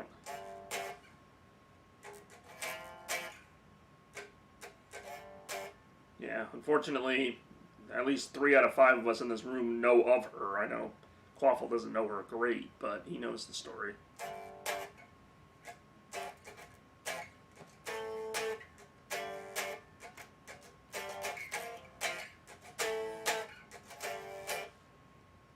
Just wait. Okay, is this really a scene, or is this just like freaking? Is this just freaking Quaffle just making an account and just throwing it up there? What is this? Yassine 98. Wait, so were you actually born in 98? So you would be 24? No, 22. You'd be 22. Yeah, Yassine. I was just talking about how much I love you. I was like, Yassine is the greatest. for sure. He loves the Patriots for some reason. Not sure what more to say, because that's it, really. So welcome to the stream today. Yeah. I really think that this is just Quaffle. Nah, I don't think you're real. I think because literally 5 seconds after Quaffle said that, all of a sudden an account specifically called Yassine1998, which I don't even think was your name. I think it was Yassine something else, just shows up. So yeah, no, welcome to the show, Yassine. You seen me lately? I'm right here. It's really me too. Thanks, B Mark. I was afraid it wasn't really you, but as soon as you said it's where's my girl? Oh well, if Frankie said it's really him, then that's all the confirmation I need. So yeah, welcome to the stream, Yassine. I know Frankie wants us to do some kind of cage battle or something, but it's not gonna happen, so I wouldn't really get your hopes up. Frank is an instigator, for sure.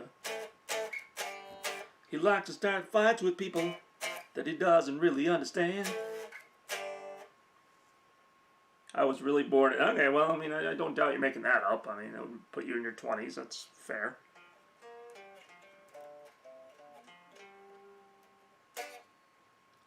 All right, I tried.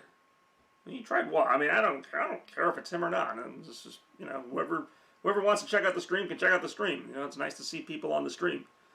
So, nice to see, actually, we've had a pretty active chat going on here. Active in kind of all the wrong reasons, but still. Why don't you ask Yassine a question that, what question would that be? I don't know what question I would ask Yassine that Frankie couldn't answer. I feel like there are sports questions I could ask him that he wouldn't even know anyway. Alright. I don't know if Frankie would know this, or if, well, Yassine would probably know this. What was the last year the Celtics won the NBA championship? Then again, Frankie could just look that up. In fact, anybody could look that up. Yeah, that doesn't really prove anything, and I don't really know anything personal about him. I mean, that's obviously you. I don't know why you're using her name in the chat, but yeah. Hence, I'm on the live stream. Well, obviously something went terribly wrong if this is where you are right now. This is actually going on a lot longer than I thought it would. Not that I mind. It's just been kind of funny that this has just kind of devolved into stuff. Oh, wait. You weren't supposed to answer that, but yes, you're right. It is 2008. I mean, I could do a sports quiz on pretty much anything. Yes, I know, 2008. Anybody could look that up. See, this proves nothing. This is, like, Frankie could have answered that, because he could have just gone on freaking, like, Google.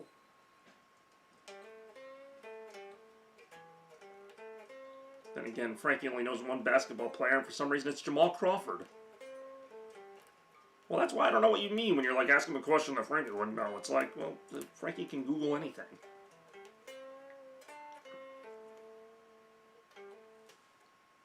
I mean, you're not answering Facebook chat, so here, I'm not answering Facebook chat because I'm on this. Sorry, it's Dave, but I'm on something at work. Oh, yeah, as usual. As usual, Quaffle, you lob a grenade into things and then you run off. Well, have fun on your work project. Maybe I'll see you later. He's going back to work. You know Frankie is a jerk. I'm singing it in a song. So you know it can't be wrong. Yeah. When does NBA start up again? I'm actually not sure how they're going to work that. I know the NHL has already said they're not going to start the new season until January 1st, so their season just ended. If that's any indication, I'm guessing the NBA probably won't start till December or January. I can't see them going right back to work, especially the teams that are just in the playoffs. I feel like they have to give them all a couple months off, and even then, I don't know if you're saying oof because the song was so bad or because I called Frankie a jerk in the song. Either way, I don't care. These songs are supposed to be spoofs. That's literally it. I'm like Weird Al without the talent, but with all the weird, and without the name Al. But yeah, NBA, I have no idea. They haven't even really discussed that, and I assume when they restart, they're going to restart in their home stadiums. Actually, what I find interesting, sports-wise, is that the World Series is going to have fans at it. In fact, the National League Championship Series is going to have, I think they're allowing 11,000 fans into the stands in Arlington. For your information, it's really me. I didn't ask someone to pretend to be me. It's not my thing. It should be fun to argue with. That's why I argue with it. Ah, nothing like a good argument, I always say. Those are always the best.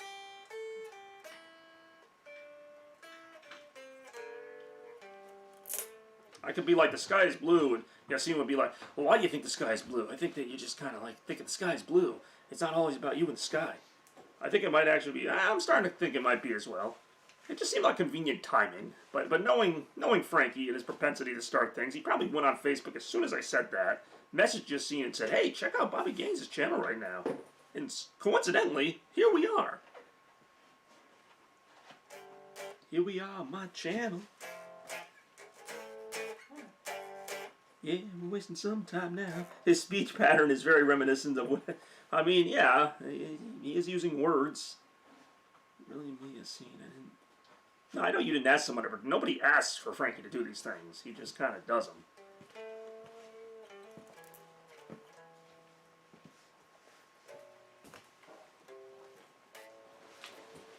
And I doubt Frankie would the effort to write a message in the style of another person. Really? You really doubt that? I'm not sure if Frankie even plays Frankie half the time.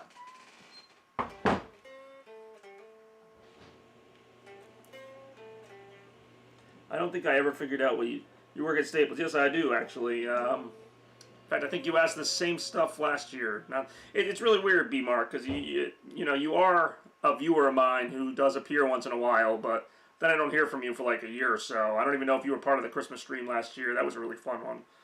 Well, I mean, I know you were part of the fireside chat, but I don't know if you were part of the final countdown I did, where I had like 6 or 7 people. Yeah, seen 1998. That's all right. That's like my friend Shay Goodbye, who had their name changed from Lakers fan to Shay Goodbye to Red Relicify, who I haven't heard from in ages now. It's funny, some of the friends that I've made on YouTube, unintentionally, but still fun. People from just all different areas, all different walks of life, similar opinions. Let's get food tomorrow. Well, I do enjoy getting food. Oh yeah, where was my invite to the Dar Bar? I think that's also what Stan was trying to get at, was like, you forgot something. Yeah, your best friend, Stan.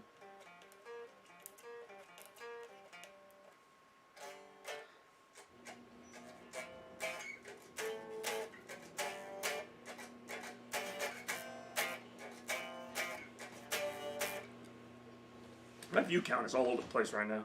I have 5 viewers, 2 viewers, 3 viewers, 4 viewers. I don't think I count. Now, back to 5. I don't think I count as a viewer. I really don't. Alright, well, what kind of food do you want to get? I don't even know what I'm doing tomorrow. I know Sunday I'm doing the mall tour. See, I feel like I might... Oh, you actually didn't...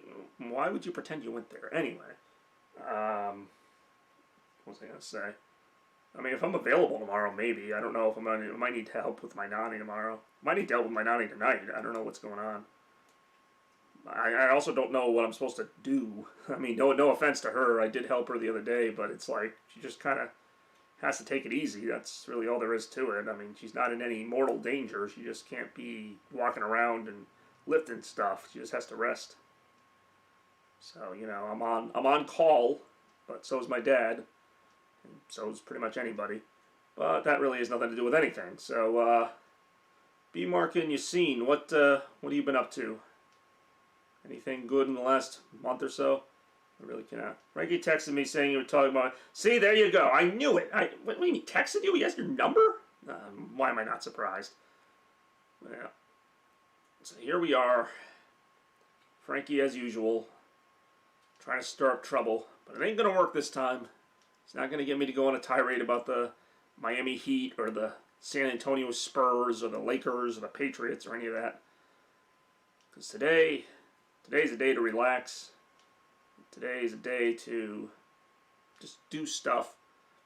I forgot to mention earlier, Enrico, there is another person who might come on the mall tour who I kind of doubt it, but he's kind of another like Kevin and Ryan type. Like he messaged me, technically he messaged me about a month ago. I just never talk about it because I don't think he's going to follow through.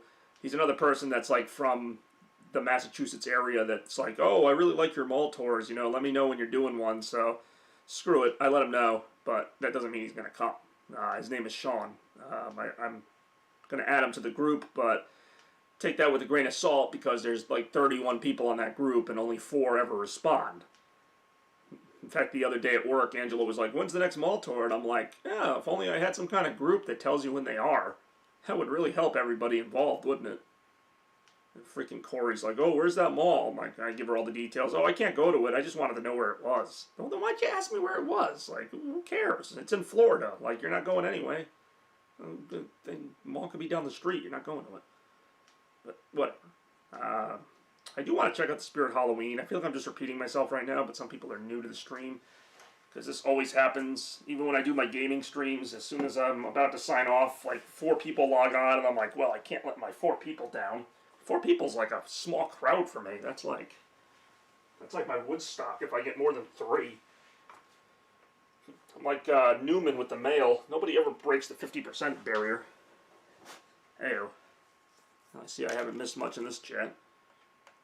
Let's see, what have we covered today? I talked about Halloween, Christmas, mall tours, Yasin, John Paper, Super Nintendo minis that are of the counterfeit variety,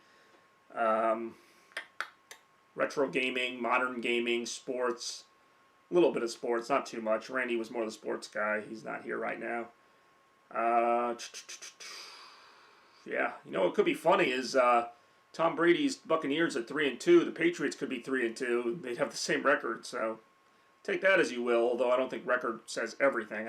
Still not convinced that the Patriots are a contender, just based on their personnel.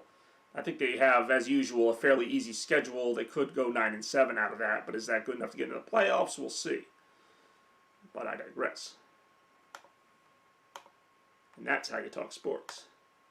Actually, no, the way you talk sports is like Stephen A. Smith. I love Stephen A. Smith. He'd be like, the Patriots are not going to the Super Bowl. Max, I don't care what you say. You got to look at the defense. They got no defense. They gave up 27 points the other day to the corpse of David Carr. I tell you, man, they got no shot. They got no shot, Max. They got no shot. I love freaking Stephen A. Smith. Mario Chalmers shouldn't be near a basketball or anything spherical of any nature. Yeah. These go a lot slower when nobody talks. Especially when it's an hour and 42 minutes and I've already kind of said everything I was going to say. Yeah, I spent the first 10 minutes kind of just playing guitar for nobody. And now I am here with 3 viewers, and I don't know what. I laugh so hard thinking about our answer for filling me in on this info. Well, I'm glad you laugh about them. I actually find them pretty useless. No, what's up, Frankie? Yeah, we're just cleaning up your mess right now. Yes, our arguments are pretty hilarious. The ones that I don't even ask to ever have, and apparently they just turn into just nothingness. Because why engage in some kind of factual argument when we can just talk a bunch of nonsense and stuff. And basically repetitive nonsense, which means, even you're not really believing it because you're just kind of doing it just to have fun. So, hey, more fun for you. I mean, I'm checked out. I mean, I figured you were checked out as soon as you got here. That's why I'm surprised you're here. But much appreciated. And actually, this little turnout of people means I might do this again in November, whereas I was kind of on the fence about it. Bobby, go tour Foxwoods Mall. I actually have considered that. The Tanger outlets are actually pretty cool. I don't know if I'd make a mall tour video out of it, but I'd probably do like a short video. I've been up there a couple times with my friend John Lee, and it's fun. I don't think there's enough there to really make a whole mall tour video of it, but it's a lot of fun to go there. They got some cool stores. They got rid of their Regency Games, though, which also they got rid of at Buckland Hills, which was kind of a bummer. As you guys know, retro game stores make me happy, so that's what I need more of. Hey, we're back up to 5 viewers. I don't see the need to argue. Why don't we put it on the side and talk? That's what I've been saying. Like, I'm not arguing about anything. We can talk about games. We can talk about whatever. I already talked about Crash Bandicoot 4 at length. Best game of the year so far, I think. Probably the best game I'm going to play, because I haven't played that many games. And I don't really count the Mario 3D All-Stars as a new game, because, I mean, it's just 3 games that have already come out. Mario Galaxy, I think, is a better game overall, but it already came out, so I can't count that as a 2020 game. I love Mario Galaxy, but Crash 4 was so good. Really honored the legacy of the old Crash games. And, for that, I actually enjoyed every second of it. I was a little concerned it was going to be a shorter game than the other three, but it was actually a much longer game with a lot of great levels, a lot of difficulty. Definitely recommend it to anyone who likes 3D platformers. There's plenty to do after you beat the main campaign, which I have done, but it took a long time. Hopefully you don't make a YouTube video roasting me. Please don't roast me for this. I always need some arguments in my life. Now, trust me, if you were going to be roasted by me, you know it already. As you've seen in some of my videos, I don't exactly hold back. Whether it's joyous or angry or whatever it is, I am not exactly going to be like, rah, rah, rah. Like, you always need some arguments in your life. Well, I'm sure your friends love you. I'm sure everybody loves seeing you log on and say, hey, I think this is wrong. I think that's wrong. Blah, blah, blah. Hey, I think one thing we can agree on is that hopefully the Yankees don't win tonight, because I don't want to see them in the ALCS again.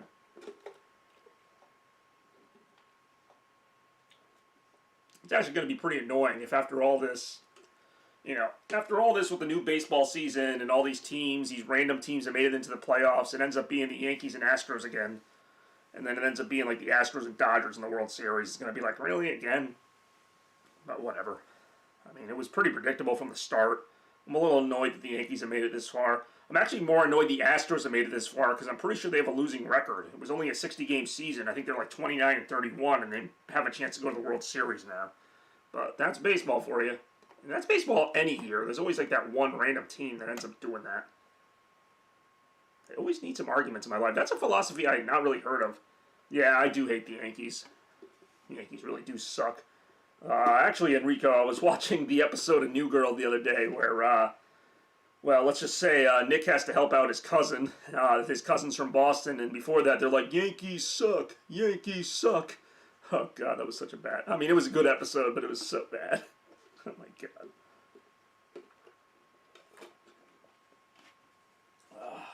Yeah. I need something more to drink. It's hard to talk for like 2 hours. Like, I don't know how some people do it. Like, I could talk for like an hour or so, but unless I keep getting prompts to talk, I kind of run out of ideas. What's funny is I'm not that talkative in person. Like, I can be, but generally, if I'm sitting down next to somebody, I just kind of let them do all the talking. If it's more of a group setting, maybe I'll chime in here and there, but yeah. The Astros own the Yankees, so they'll lose to them. I'm hoping the Rays will beat them. The Rays also have a pretty good record. New Girl Greatest Hits Party tomorrow. I would do it. I don't know. What is a greatest hit? Because I was thinking about this the other day, like my top 10 episodes of New Girl. Like 3 of them are wedding episodes. And then there's one that's a Prince episode. Well, the Prince episode. What would be my best episodes? I'd have to really think about it. Actually, there's a few from Season 1. Season 2... Well, no, what am I saying? Season 3 has most of my favorite episodes. And then the last 3 seasons really don't have my favorite episodes. They got some good episodes. So you're coming over tonight. I don't know what I'm doing. I gotta find out what time Spirit Halloween closes, because I really do want to go there first. If I do come over, do you really want me to bring over this stupidity? I don't know if I even have a power cord. And I definitely don't have another HDMI cord. We picked our top 5 episodes. I have a feeling your top 5 episodes and my top 5 episodes are probably very similar, or at least in some regards. I actually don't know what my number 1 is. I keep changing it. I know what 3 of my top 5. I mean, I'll be over later, Quaffles. Alright, fine. Let's just go to... Oh, so you do have a date tonight. Alright, there you go. What are you depressed about? See, you got a date, which of course it won't. Well, at least you'll have a date. It'll be something fun. Apparently you went to an Indian restaurant that you didn't really go to. Yes, please, I'll give you a hug. I really don't know who that was aimed at, but, I mean, alright. It's not really the kind of date I wanted. Where's my hug? Why do you hate hugs? I feel like you are the most anti-hug person I know. Like, Stan tries to hug you, and you're like, no, I'm good. But, yeah. If I find the power cord for this, I'll bring it over. Otherwise, it's kind of useless.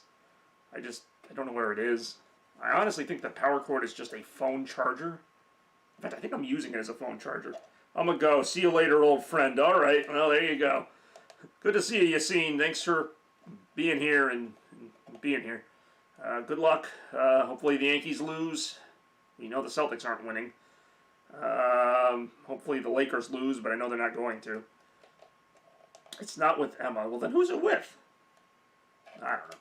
There's also a lag on the audio, so sometimes I'll say something and someone will answer something I've already said like a minute ago. But that's the beauty of live YouTube TV. Yeah. There must be like 2 viewers hiding or something. I don't know. It's already 4 o'clock. Plus, I still gotta see what my dad wanted, because he called a little while ago. So he might need my help tonight. I don't know what I'm doing. Like I said, the next 2 days I could be available, I could not be available. And then Sunday, mall tour, Monday, I don't know. I really only go like a day or two at a time, basically. Because every time I say I'm available, I'm not. I'm like, oh yeah, I'm available that day. Yeah, of course. And then, alright. Well, obviously you have a date with somebody. Do you like Rajon Rondo's cornrow? Never really thought about it, to be honest. I actually really like Rajon Rondo for whatever reason. I always have, especially when he played with the Celtics. But even after that, I like cornflakes. Yes, very good contribution there. I like Rondo as a player for whatever reason. He always has the weirdest stat lines. Like, he'll have, like, 5 points and 20 assists. Like, he does something. Like, he doesn't, like, need to watch. I do love... what do you mean oh, yeah. I do need to watch Digimon. I want to watch that movie that made Corey cry. I don't think it'll make me cry, although I will admit, for whatever reason, the Season 3 finale of Digimon made me cry, and I wasn't even that emotionally attached to those characters, but I thought that was very well done. I was also, like, 12. I really cannot... Yes, I know, you've said that, like, twice. We know you cannot go on it. It was kind of a... No, not a last-minute thing, but it was kind of something I had to make sure I didn't have any work on Sunday before I committed to it.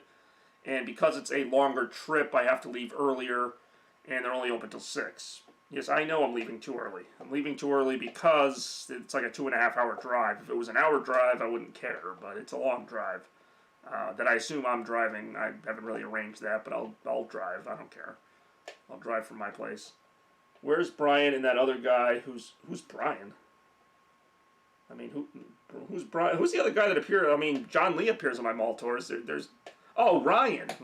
Oh, Ryan and Kevin. They have not been on a mall tour all year. And I don't know if they've left their house all year because of COVID, other than to go to work. They're in Rhode Island. They're not that far from here. In fact, we went to Providence Place. We've been in their area, but they just didn't want to come out, which, that's their choice. I'm not going to fault them for it.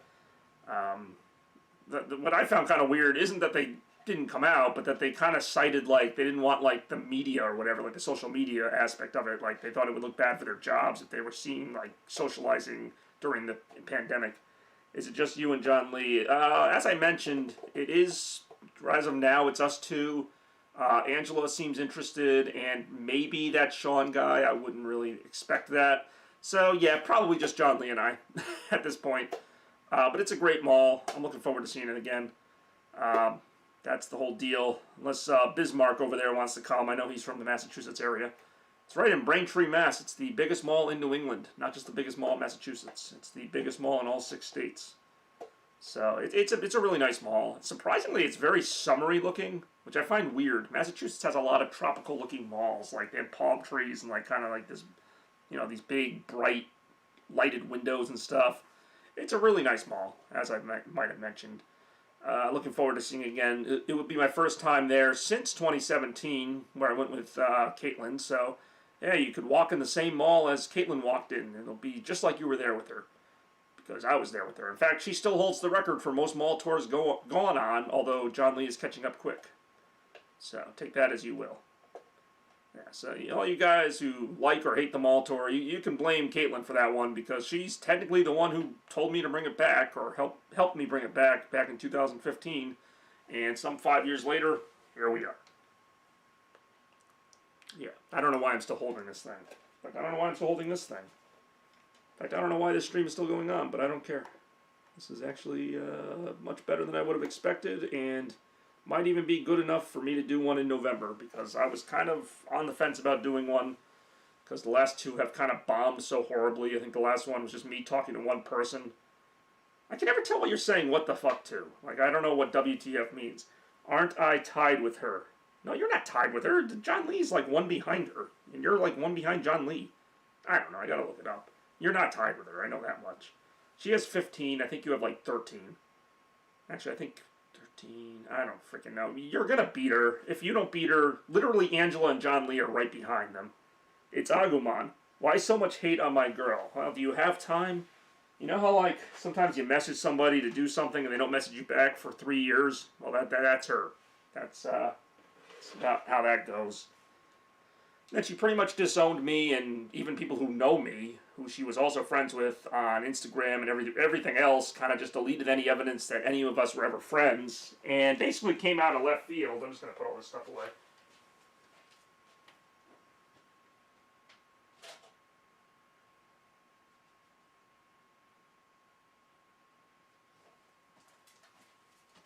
Basically, out of left field, she just kind of decided she's not our friends anymore. I'm on 14. How do you have a better count than me? You're on 14. How are you on 14?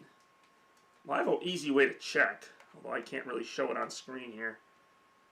Let me see, because I haven't made the, I haven't actually really edited the video yet for Manchester, so I don't have any numbers there. But the last one you were in, before Manchester, should tell me.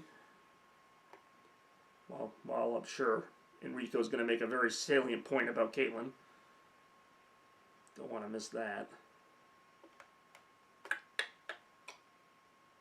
I'm actually surprised how well this format is working. Been no stutters on the frame rate either. Decent picture, I think. What the hell was I looking for? Ah, promo images. I can get this. It's going to cover my screen.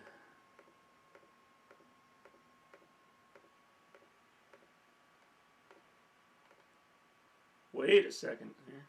13, 14. Oh shit, you know what? You're right. You are tied with Caitlin. Because Providence Place was your 14th mall tour, which means Buckland Hills was your 15th mall tour, which means that the next one would be number 16, obviously. Which means that you would beat her. So yeah, you tied her. You really are tied with her. I'm actually surprised you remembered that. Let's see. I've yet to find it. It doesn't show our pictures. It's just a definition. So yeah, you were at 15 mall tours counting, what do you call it? You were on 15 counting Buckland Hills. John Lee's at 13 counting Buckland Hills. And I think Angela's on like 11. So yeah. So yeah, your next one would beat her. Although, I mean, let's be honest, between the two of you, not that it really matters, because it's, in this case, I just don't care who beats her as long as somebody does. You haven't exactly been a prominent member of any of these mall tours, but you have been on them. Yeah, I mean, that particular one will probably be your most memorable one, just because of the effort that you made to go on it, as brief as it was. That was hilarious. Well, you didn't beat her, you tied her, but still, that was probably your best, it was like your best highlight. So whatever happens, because inevitably you'll go on one more, I'm imagining, and then you'll get to 16, and then I don't care, you can retire after that, because it's not like you've been all that active on them even when you go. But in the case of John Lee, I mean, he'll likely get there as well, because he is at 13. And then we got Corey, who's been on 2. Michael Dan, who's been on 2. Well, I missed it before. Is Angela 8? Sounds like she is, but I never know with her. At the last minute, she could decide not to. She seemed excited for it. She said she's off that day, so, I mean, that's not a guarantee of anything. So let's see. Counting Buckland Hills, she's been on 11 mall tours, so this would be 12 if she goes on Sunday. Which, I mean, basically, other than you 4, because it's John Lee, Caitlin, it's 3. Basically, outside of, like, maybe 4 people, like, everyone else has been on less than 10, which isn't bad. I mean, I think Kurt's been on, like, 6 or 7. Lex has been on 7. Nicole's been on 1. Trying to think. Gabby's been on, like, 4. There are a handful of people who have been on multiple ones. Our friend from Texas has been on 3. I don't know if he wants me saying his name. Frankie's been on 4 or 5. So it's basically just kind of you guys and then Kat, which is kind of weird because she hasn't been on one in years, but Kat is in the top 5 still. And then, of course, me. But it's fun. It's fun that, you know, there's people who just kind of stop in now and then. But yeah, let's see. I just got bored here, so let's take a look at these Jinzo cards I got recently. I got Jinzo the Machine Menace. I do enjoy Jinzo in his machine menacing ways. So I actually have not really looked at these. I mean, not like any detail. Damn, that's a badass looking card. I really like the Psychic Bounder. I didn't realize it was shiny. Damn, that thing kicks freaking Reflect Bounder's ass. I mean, I assume it does the same exact thing. One Jinzo. This card is normal or special summoned. You can have. Oh, that's freaking awesome. Wait, when another, you can destroy both the and this card? Oh, so this isn't exactly like Reflect Bounder. This is like a... I don't know what this is, actually. Can't think of another card that has this effect. But this, so this doesn't do magic cylinder damage, but you just basically can't attack, otherwise you'll be destroyed, I'm guessing, is the thing with this card. Another monster use. Oh, so you can attack it. Actually, I got no idea what the hell it does. But it's still pretty cool.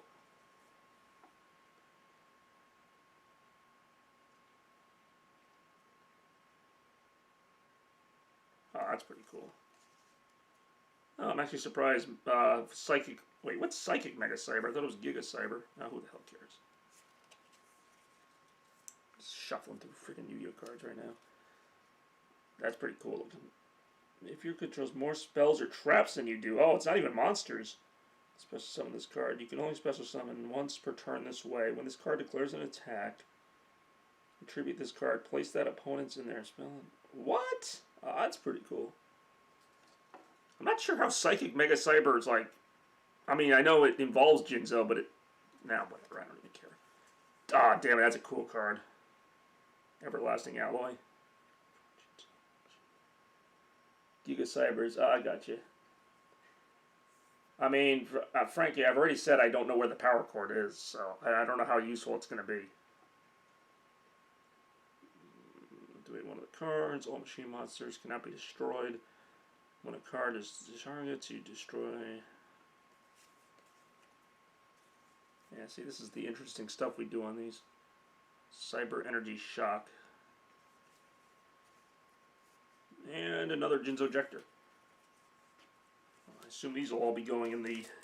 Well, I already have a Jinzo Ejector in there, but I assume these will be going in the Jinzo deck. Hey-o. Yeah, maybe we can try them out tonight. Wait, why do I have I have another Everlasting Alloy. Huh. This Mechlord thing kind of looks like a bunch of looks like Magneton with like feet. I have lots of wires. Yeah, but it has to be like a specific... Hold on. I think it's actually like a phone charger. Like, I think it literally just takes a phone charger.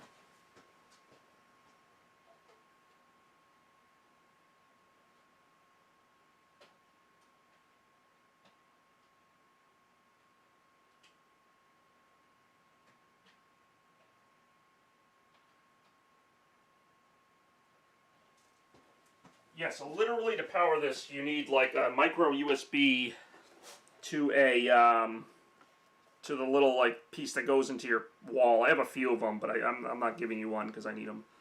But that's literally all it takes, which is kind of should have been my first tip off that it's not an official product. And then obviously an HDMI out. But it's not gonna work. I mean, it'll work, but the games are gonna play like crap. I've already tried it. Like, it's not an official product. But it is very technically something. Yeah. But hell, if you want it, I don't need the controllers and this taking up any more room. Because actually, it just kind of gets in the way. Bring me the thing, I might have it. Alright. I mean, I have them, I'm using it for my Sega Genesis Mini. It's a micro USB to a regular. Well, I'm sure you can make it work. It does work. It just, the games have problems. You hold any stocks? I'm bringing it. I'm going to bring it. I'm telling you, the emulation is off. That's the problem. It's not that it can't turn on. It does turn on. I played it for like an hour before I realized Mega Man X wasn't playing right. Do you hold any stocks? That's a bit of a personal question. Let's just say I might, but what is that? Why? Are we going to do some... Are we going to do some trading right now? Some Wall Street trading? Dane says, I was literally going to read the scripts. In the last 40 minutes, I could have read the script that you said not to. I could have opened it in my window here, or I could have opened it on my phone, and I could have been reading it and critiquing it in live time. But you didn't want that, so we didn't do it. So you got yourself to blame for that one, because that's like half an hour down the drain that I could have spent reading this fantastic script that I didn't get to read now. Because I literally said I would do it, and then you were like, oh, I would appreciate it if you didn't do that. Well, you didn't say that, you typed it, but that's how I imagined you said it. Now, I might have stocks. I think you asked that last time, too. I mean, I know you know a few things about me, based on that fireside chat. Let's see here. I prefer you read them privately. Well, then I don't know what to tell you. As you know, if I'm not live streaming, I'm probably sleeping, or working, or doing something else, so... This is your time. You're on the clock. I can only talk about video games for so long. I could have talked about the scripts. I mean, I wouldn't have given any plot spoilers to anybody. I would have just read them. But I digress.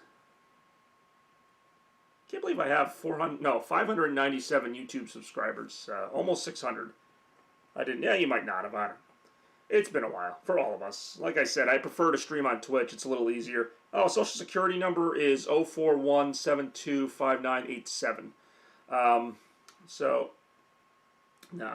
Maybe Pete Mark is Bismarcky. I actually have had that theory that, not that he's that, but that's what his name is short for. Yeah. What was I going to say? I don't know what I was going to say. I forgot what I was going to say. I actually don't know the significance of, like, anybody. You mean read them silently on camera?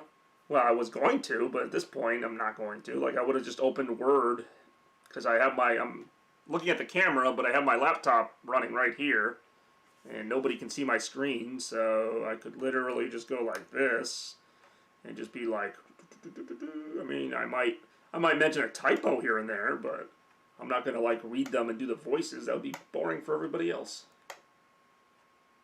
But too late now, because it's already getting to the end. I mean, I will read them. I don't know. Every time I get a day off, something else comes up. Oh. Okay, just that really warranted that. Well, I didn't know that. Well, you thought I was going to read them out loud? Everybody would have been, like, confused as hell. You know, I really don't read stuff like that out loud. I don't read books out loud when I'm by myself. Like, I just don't do that. Speaking of which, I did start reading that book about John Taylor from Duran Duran. It's actually pretty interesting. Goes through his childhood and stuff. I didn't think you'd live stream. Well, I'd be reading, but I'd also be checking the chat to see what you guys are saying. So, yeah, it wouldn't just be a half an hour of me looking at a screen. It would be like the Seinfeld show. Oh, yeah, you know, you go home and read. There'd be reading on the show? Well, you know, it's because it's on TV. Not yet. But I digress. Put these Jinzo cards away. There you go. Alright, so I'll bring Frankie the Super Nintendo fake thing. Hell out of my house.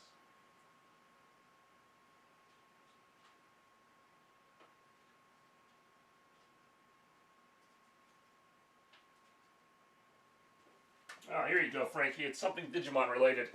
It's a yellow Digivice. There you go. Did you read that? Oh, yeah, I read that a long time ago.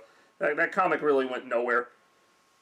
It was pretty terrible. Although it did explain why C-3PO has a red arm in the new movies, I guess. I don't know why that even had to happen, but C-3PO is always literally going to pieces. I do enjoy in, this isn't really a spoiler, so just a funny moment in Rise of Skywalker when they all fall down the tunnel and C-3PO goes like, I know nobody asked, but I'm okay too. It was like, yeah, no one cared. No one really cared about C-3PO. Who's going to read a comic about C-3PO? I don't have that comic around here. It's in my collection somewhere where I would show it off. But yeah, this is it. This is the life. This was good, actually. This has been a very productive stream. Bismarck doing stuff. Have you seen what's the Hubie Halloween movie yet? I've seen the original Halloween, and I've seen the recent remake, if that's what you mean, or the one that came out a couple years ago with Jamie Lee Curtis, again. The one that's supposed to be like the sequel or whatever. I don't know. I really don't keep track of those. I don't really watch a lot of Halloween movies in general. I don't even know why I've seen those. I've seen The Shining, but I didn't see Dr. Sleep or whatever the second one was. I saw It, unfortunately. It was pretty freaking messed up. I did not see It Chapter 2. I do not really want to see it in any capacity. I keep saying I have the new Adam Sandler movie on Netflix. Oh, there's a new one. It's a Halloween movie. I might watch that if it's like a comedy. It's called Hubie Hollow. This is a real thing? I might check that out. I'm guessing he plays a character called Hubie, which I don't even know what that would be. I can never tell with Adam Sandler anymore. It's like he comes out with like, you know, kind of like lame little reduxes of his older movies. And then, you know, he has something like more serious and like, you know, very well made, like Uncut Gems. And then he kind of goes back to doing the silly stuff. Didn't he have a movie about like a shoe store or something like 4 or 5 years ago, or a barbershop? It was like a more serious movie that was like kind of out of his realm.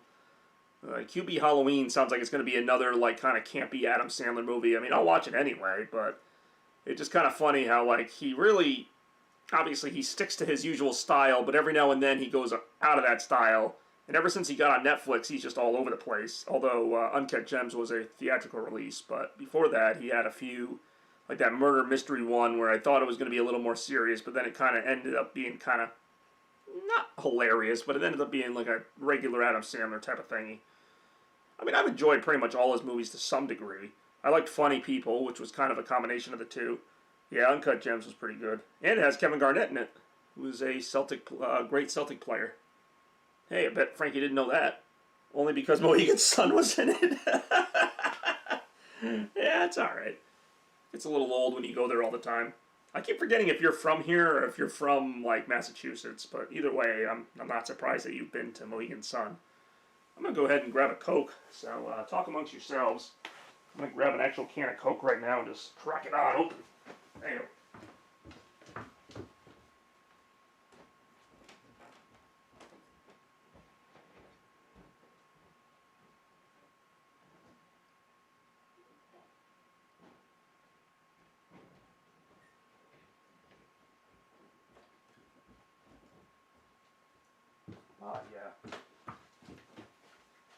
Yeah. There's like nobody home right now. Yeah. Wow. I missed nothing. Alright, cool. There. Alright, what's everybody's favorite Adam Sandler movie? It's about 3 hours for me. Oh, and he must live more in Massachusetts. Although not necessarily. I already know Enrico is going to say it's Uncut Gems. Well, maybe not. I don't know. I don't know what my favorite Adam Sandler movie is. Probably Happy Gilmore.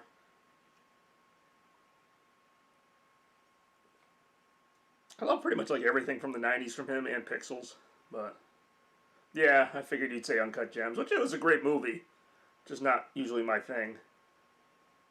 Oh, message retracted. Never mind. Oh, Uncut Gems. It's been reinstated. No. What do you mean, no? You know Uncut Gems isn't my favorite. It was a good movie, but it wasn't my favorite. Heck, I think I like Funny People better than Uncut Gems. Because that kind of had both the serious stuff and the... I do love Just Go With It. I'm surprised you like Just Go With It, because it's kind of very by the book Adam Sandler romantic comedy. It's not like anything revolutionary. I mean, Just Go With It. It's very similar to... I can't think. There's like 2 or 3 other movies of his that kind of are similar. But, yeah, Just Go With It's pretty good. So is 50 First Dates, which I thought was actually more creative as far as a romantic comedy goes. No, he's had his moments. As much as I thought I would like the grown-up movies, I really didn't hate them, but I also don't really have any desire to watch them again. It was just kind of the 4 or 5 of them, however many people are in that movie, just kind of all razzing each other for an hour and a half. There's nothing really special about it. But that he was with someone his own age, well, that always helps. That was a good movie. I actually think I watched that with my parents the first time. It was one of those on-demand movies. How many movies has Adam Sandler been in? Like, not, like, counting everything. The comedies, the non-comedies, like, just going back to the... When did he start? Late 80s? I don't know. I only know him from the 90s, but I'm sure he's been around longer than that. There's been a lot of people I didn't even know started when they did. Like Eddie Murphy's been around forever. Does he have to be in it or can? I mean, I know he's produced a few movies too. I keep forgetting he's also in those Hotel Transylvania movies, and he had 8 Crazy Nights, another animated movie. Well, why? What did he produce that was like really good? I'm sure there was something, but wasn't he? He was a producer in a couple Kevin James movies, wasn't he? Like Here Comes the Boom. I think he was a producer, even though he wasn't in it. Because him and Kevin James are like really good friends. I don't know. Grandma's Boy is pretty damn funny.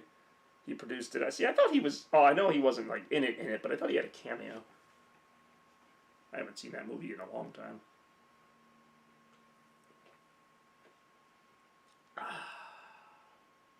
I do enjoy Adam Sandler. He's my favorite of the Adam movie stars. I had to specify because I also like Adam Levine. So I'm like, the Adams that I know. He is in the top 2 of Adams.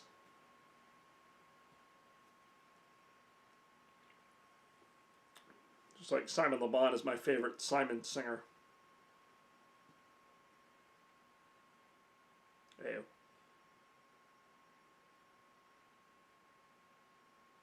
And then the crowd went silent when the lights went down on Broadway. Well, this has been a highly successful episode already. I say already, we're pretty much at the end of it. Can't tell if Frankie's back at work or not. But I digress.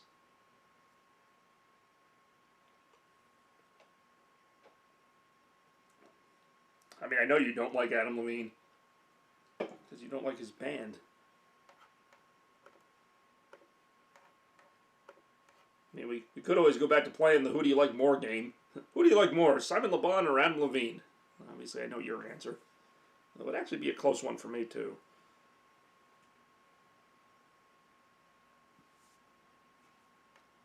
Let's see here.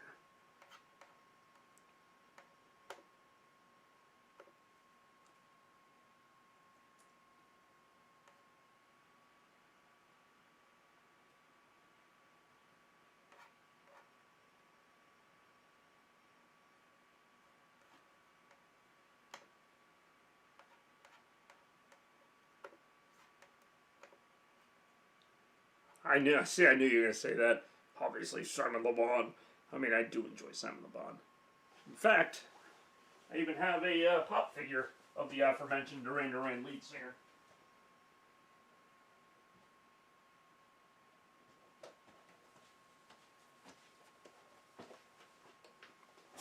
And there it is. See? And actually kind of, whatever.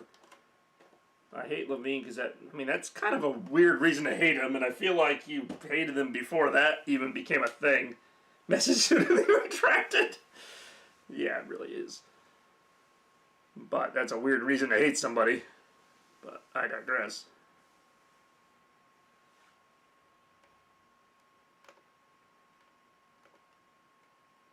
What if that guy's last name was like Seinfeld or something? That would really put you in a conundrum.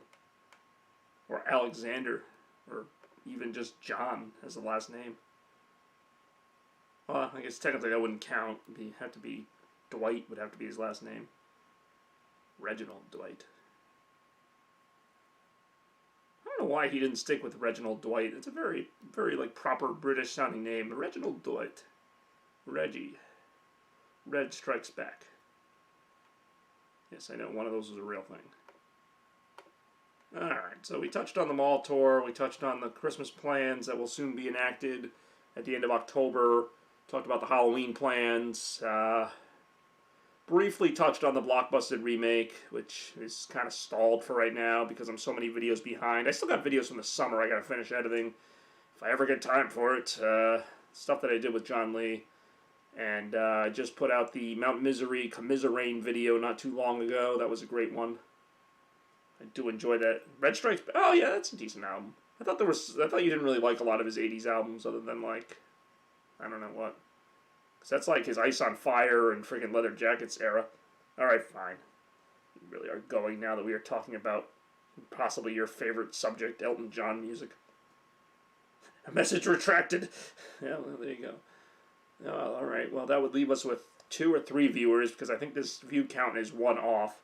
I was on the live stream. Yeah, you really were. I'm on the live stream longer than I thought I would be. And, you know, I usually put these anywhere between 40 minutes to an hour and a half, and it's almost 2.5 hours now. But, hey, that's why I do it.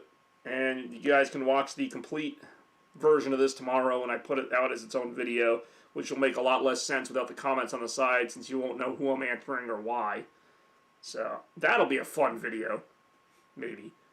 But yeah, that's it for that. If anyone else has any other questions for me besides where's my girl, I'd be happy to attempt to address them. We even got Yassine on here for a little bit. Red's tried sleeping with the pastor. Great. What's for dinner today? All right, there's a question. I actually don't know. I keep saying I want to go to Spirit Halloween. That's what I was going to do online. I was going to see what time they're open till. No, I have to go because I have dinner plans. Yeah, well, I don't have dinner plans, but I might stop at the mall and just pick up something real quick. And I guess I probably will go over to Quaffles and see if he can hook up my fake Super Nintendo Mini. I really don't care. I'm actually looking up what time Spirit Halloween's open till. The new one that opened where AC Moore used to be. Since they're not doing one in the mall, apparently. Or technically it's in New London. I'll see, this one says there is one in the Crystal Mall, but I don't know where the hell it is if there is one. There definitely is one in the New London Plaza. It says it's open till 10. I kind of doubt it's open that late. But I digress. Either way, I'll be in that area soon. And I will probably see you and or Quaffle and whatever. I guess I'll bring the Jinzo cards. And the fake Super Nintendo of the mini variety. Yeah. And yeah, that's really all I got right now. Of course, all this is pending what my dad might need, so I don't want to say for sure I'll see you guys, but I'll try to see you guys.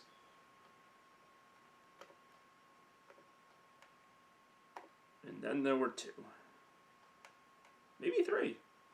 Maybe 4. I have no idea, to be perfectly honest.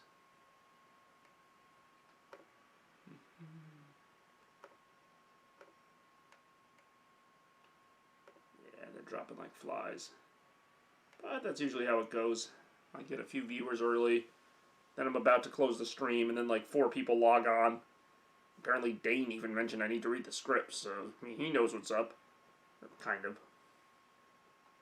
Just can't get over how good Crash 4 was. Such a great game, like. And I thought it was going to be good. It's not like, oh man, this game is going to suck and it was good. Like, I thought it was going to be good, and still was even better than that. Definitely my favorite game I played this year. Maybe my favorite game in the last few years. I love playing it. I'm going to love playing it some more. So this is the rare opportunity to ask me questions about whatever may be on your mind. But I digress. As I traditionally do.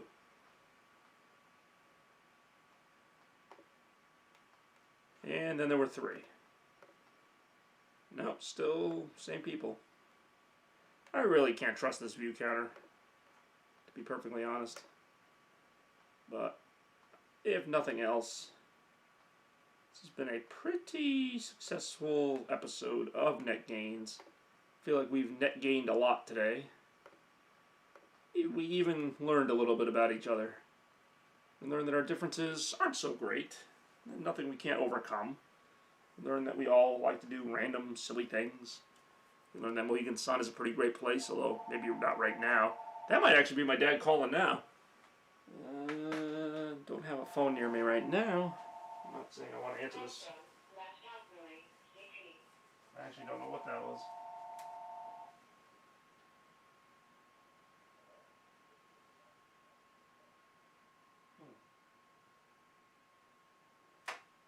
Well, if that was my dad, he definitely would have left a message. Remember that time Yassine showed up? Oh, God, yeah, I remember that time that you mentioned him showing up, and then literally a second later, his screen name logged on, and I thought it was you just trolling me because you disappeared and he logged on. He's like, no, it really is me. I'm like, yeah, okay, Quaffles. I'm sure it is. You don't even, like, nothing. Every time he tries to argue with me, you just throw in stuff with no knowledge. You're just like, yeah, talk about how great Tom Brady is. I'm like, you don't even think that. You just, like, say stuff. That's why I called you out the other day. I'm like, you don't think he's great? Like, just a day ago, you were telling me he's not. You're just trying to get an argument going. It's really, because it's fun to argue with me is not a good reason to want to talk to me. Like, it's not exactly going to make me want to talk more. Well, you know, don't mind me. I just like to argue with you more. It's like, okay, well, that's something. You really are busy at work. I was going to say, you've got to be almost done with work if it's like 4:30, but whatever. So apparently Spirit Halloween is open until 10. I don't know if I believe that, because Google also says there's a Spirit Halloween in the Crystal Mall, and I haven't seen one. But I know the one in New London is real, the one that's by ShopRite. I'm not saying I'm going to buy anything today, but I was thinking about looking in there for a little bit. So I do have some stuff for Halloween set up already. I might do a little bit more. Halloween is what it is, but it's good practice for Christmas. I got like 30 minutes left. Yeah, really. Ask Corey. I mean, I guess I could. By the time I hear back from her, it'll be whatever. Like, I'm literally just going to go in there for like, I don't know, 10, 15 minutes, see what they have, and then probably go to the mall, because I don't really know what I'm doing for food. I don't know what I'm doing other than bringing this stupid fake Nintendo thing over. But I guess I will do that. That could be funny. But, yeah. It's been pretty good. I think Bismarck left. In fact, I think you're the only person left in the chat. In fact, I'm surprised Corey isn't on this. Rem Hart, whatever her name is. But I digress. But first, I still gotta see what my dad wants, because he might actually need me for something. So I don't want to say for sure I'm available. I don't know what he could need though. But we'll see. So I might sign out here unless anybody has anything else to say. Oh, she's at work too. Alright. Well, there you go. It gives me like an hour and a half or so to get down there to Spirit Halloween, assuming they're still open. Of course, the mall's only open till 7, which is annoying. Don't know why the mall's still only open till 7. Like, they're already open. Why not just stay open? But I digress.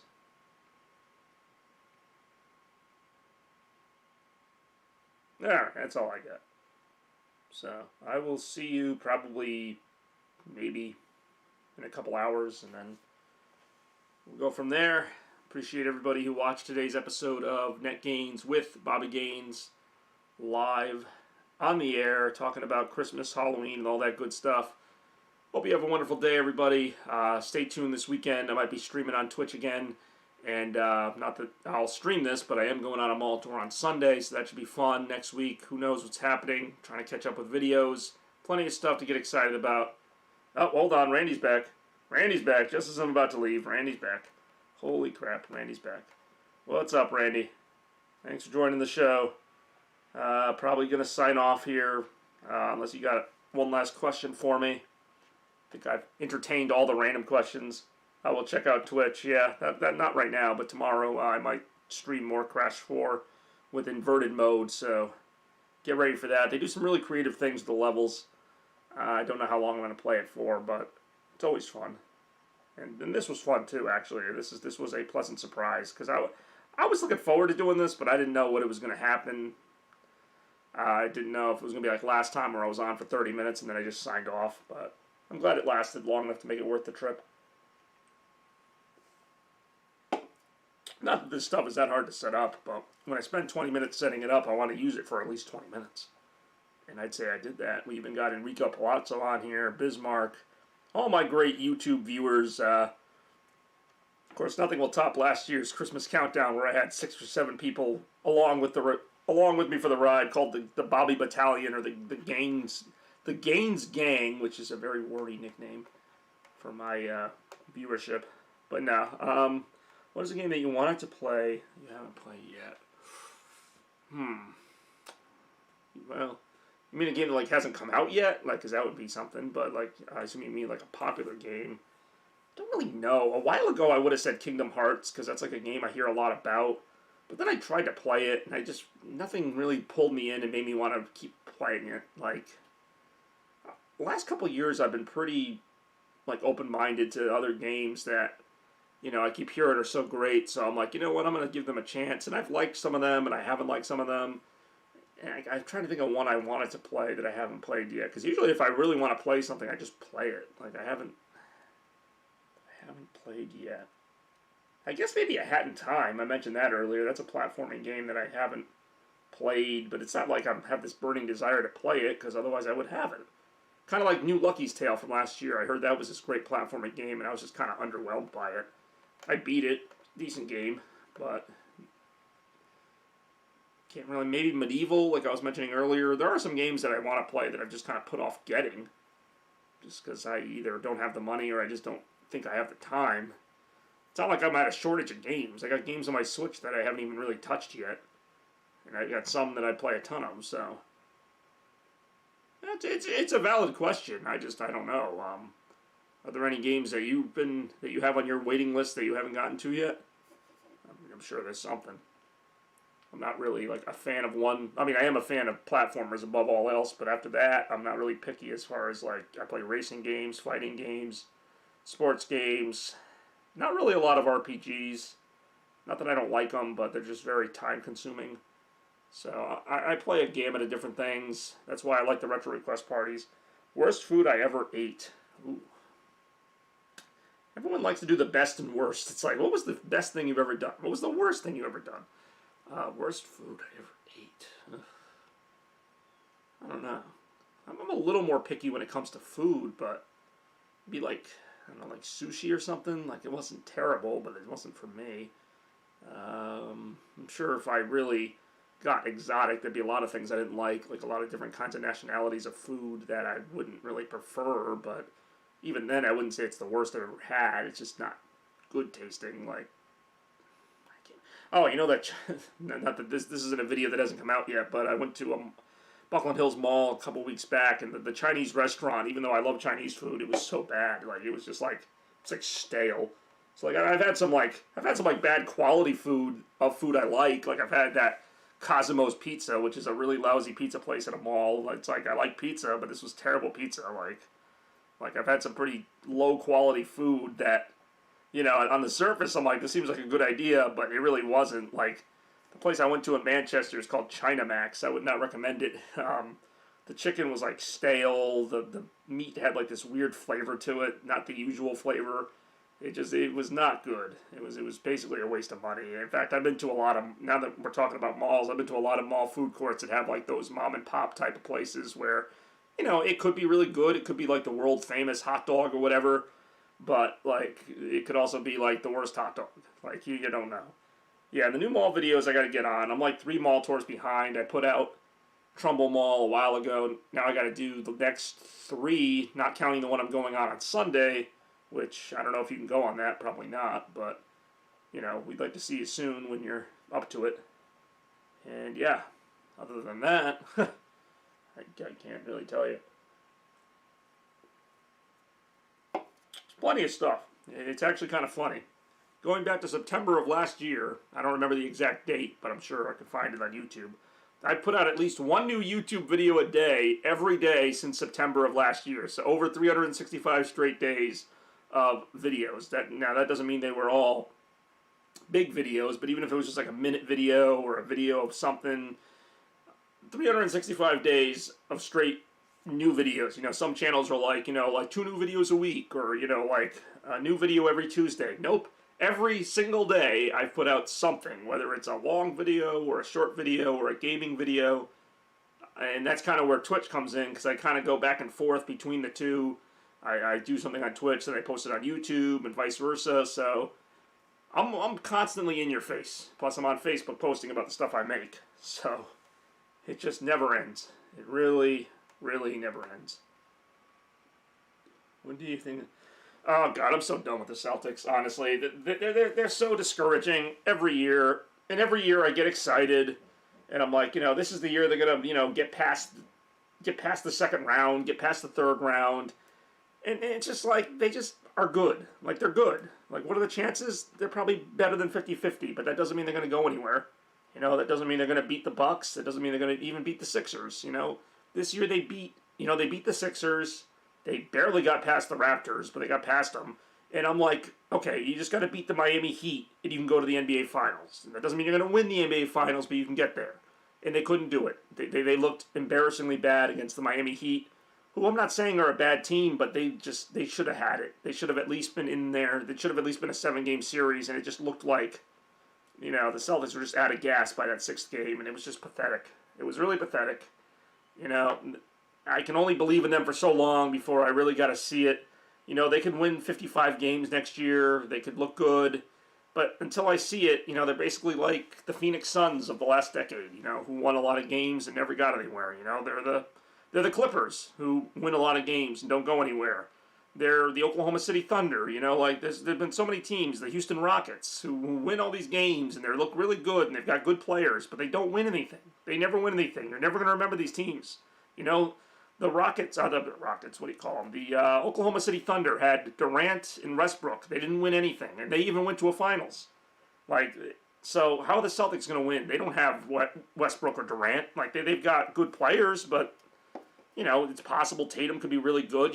My dream scenario was always that, Tatum and Brown become really good, and they add, another player along with them, and then they become like the Warriors, where they're, they got young players under control, and they've got good veteran talent, and they're like a force for 5 or 6 years, but I just don't see it happening. I feel like it's been 5 or 6 years. They should have at least won one title or been to one, and they haven't even done that. So they basically wasted 5 years of, I don't know how long Brown's been playing, 3, 4 years. This is like Tatum's 3rd year. They've wasted those years already. Eventually, they're going to have to pay Jason Tatum. They're going to have to pay Jaylen Brown more. They're going to have to, I don't know what's going to happen with Hayward. He's replaceable, but I don't know what the team's going to look like, and I don't know if that team is good enough to beat, the Milwaukees of the world or the Lakers. They're not going anywhere. The Warriors might be back. The Nets are coming back with Durant. So, I don't know where they're going to fall in it, and I don't know who they're going to get to be better than those teams. I don't know if they can be. And the funny thing is, it might be like the Miami Heat, where it'll be 1 year where the Celtics aren't expected to do anything, and that'll be the year they go. That'll be the year that, with a bunch of lesser players, they beat whoever. They beat Milwaukee or something, and you're going, how the heck did that happen? That just could be how it is. That's how sports are sometimes. So every year we keep picking the Celtics to win the East, and they never do it. It could be 1 year where they just beat a better team for some reason, and they win. So it's not always as simple as that. I don't completely blame Brad Stevens, but, he does deserve some of the blame. I don't know. Obviously, it was a screwy season with the COVID and with the bubble and everything. But otherwise, I thought the playoffs went pretty much how I thought they would. I thought the Lakers would probably win the title. I thought it would be against the Celtics, but apparently it's going to be against the Heat. I thought it would either be the Bucks or the Celtics in the finals. The Bucks got knocked out. And when the Bucks got knocked out, I'm like, oh, man, the Celtics got a chance. And they just blew it. They were down 2-0 in the series. They were lucky to even be in it as much as they were. They had little flashes of good play, which gets you frustrated because you know that they're better than that. You know that they can dominate a team at nights, but they're just not. They don't gel. They're all 3-point shooters. They need more diversity. They don't have anyone who can get inside and do layups or, they got Marcus Smart who can play defense and go for the ball, but they need a better mix of players, I think. I think they're almost too redundant. I think Kemba Walker is he's a good scorer on a team that doesn't really have a scorer, but the Celtics have a couple scorers, so they don't need Kemba Walker to necessarily score 30 points a night. But what he does is I don't know. I don't know what Kemba Walker does on this team. He just seems to kind of be there. Same with Hayward. He's a good player on most teams. I don't know what he does for the Celtics. And, I know he got injured, so it wasn't really his fault. When he came back, he was okay. I think he actually might have kept him in a couple games, so I can't really blame him. I think Tatum has to be the leader, and he has been for the most part. He scores 30 points. He gets his, he does what he's supposed to do. What do you call it? Jaylen Brown does what he's supposed to do. Good defensive and offensive player, but outside of that, like I said, I don't know, outside of those two, I don't know who I really bank on for the next 5-10 years to really kind of carry the team. I think it could be a mix of people. I don't know. That's just where I'm at right now. I feel like, I think they'll do, I don't know. Will they do better than making it to the Eastern Conference Finals? There's only one level higher. They could do it. They could go back to the Eastern Conference Finals and lose in 7. Is that better? I don't know. It seems like it's been 3 or 4 years now of, they're almost there.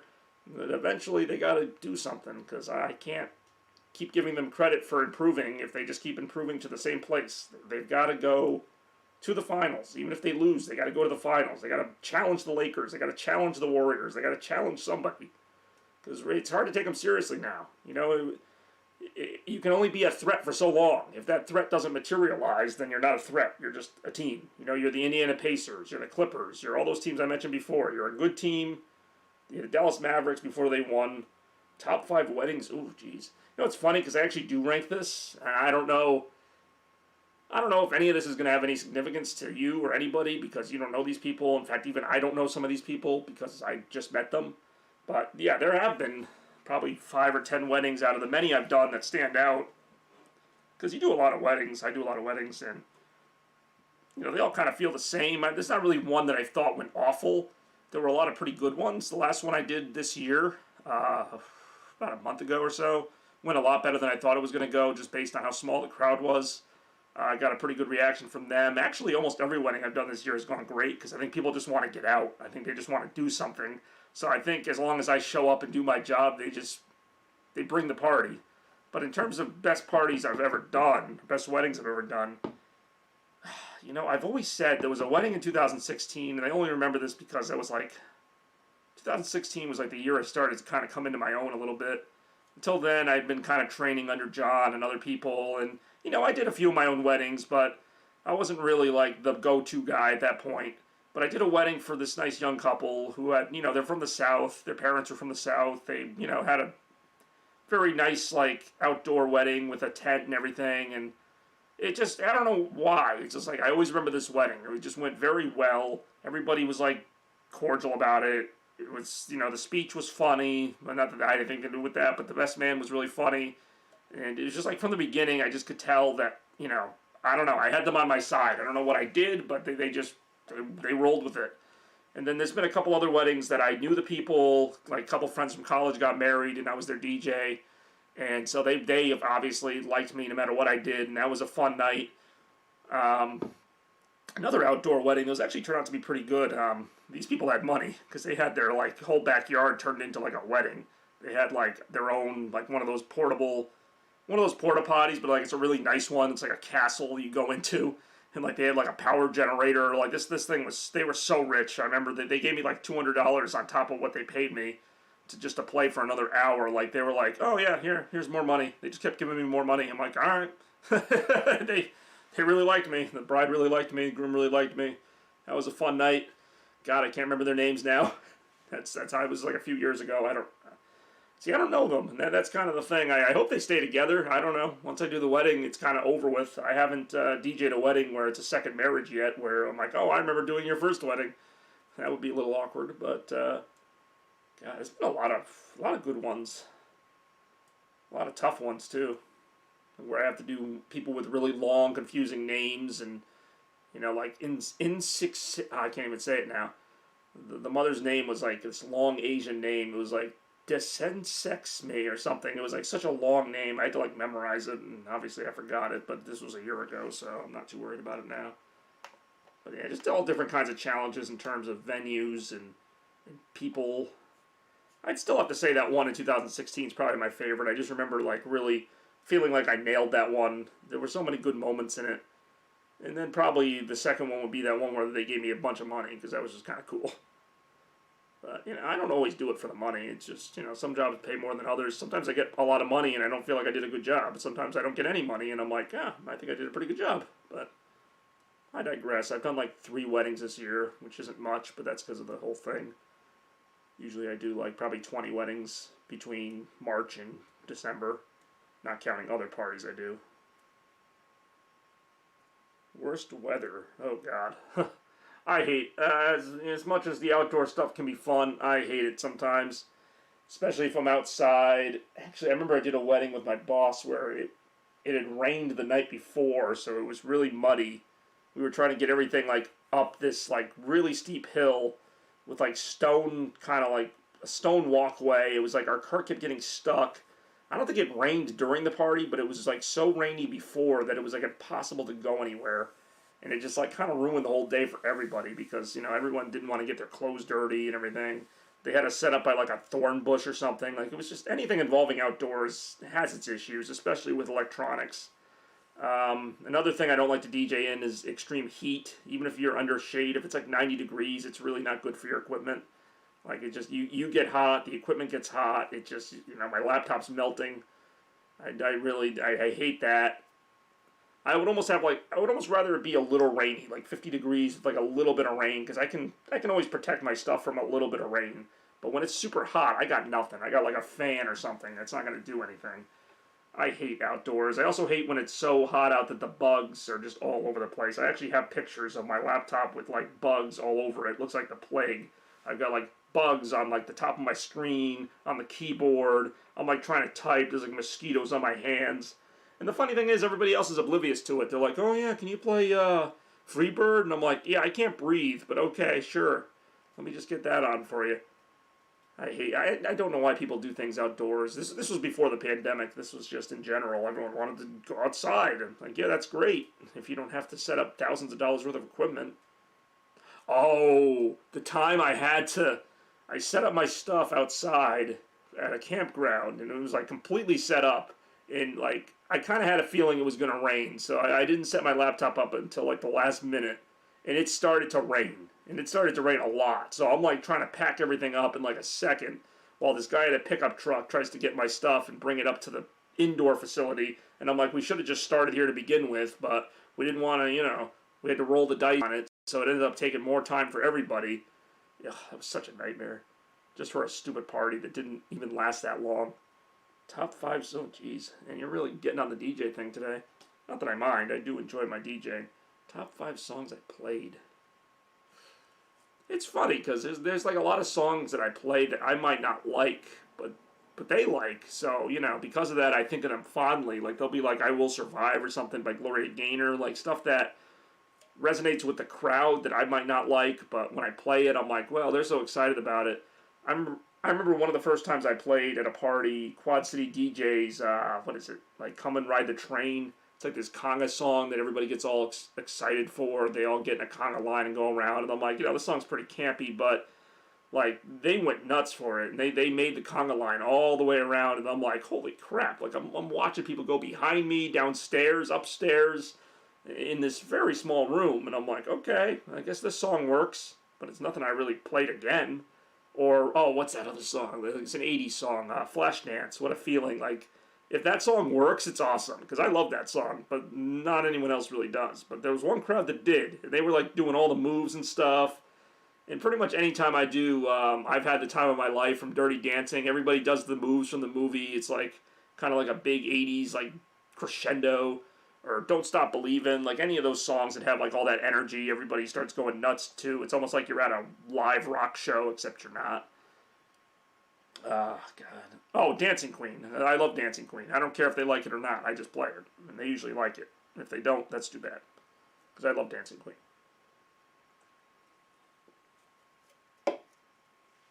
This lightning round is lasting longer than the stream. Color me surprised. Did not think I'd make it this far. Oh, God. I should probably sign off soon. Although I know you like your 5 or 6 hour streams. But let's see. Speaking of songs, I'll put away this guitar probably. Put away some stuff while I feel like I'm at a DJ gig right now. I'm putting away my stuff while I get ready to wrap up. I'm like, all right, ladies and gentlemen, I'm putting away half my equipment right now. And we'll see you next Thursday. Any accidents? Oh God, so dramatic. I'm sure there's been something. I think a couple times the boss man's stuff has fallen off a cart. Nothing where anybody really got hurt. I'm usually very careful about that kind of stuff, especially if I know in advance I'm going to like an older building or a smaller venue where you gotta be careful with what you do.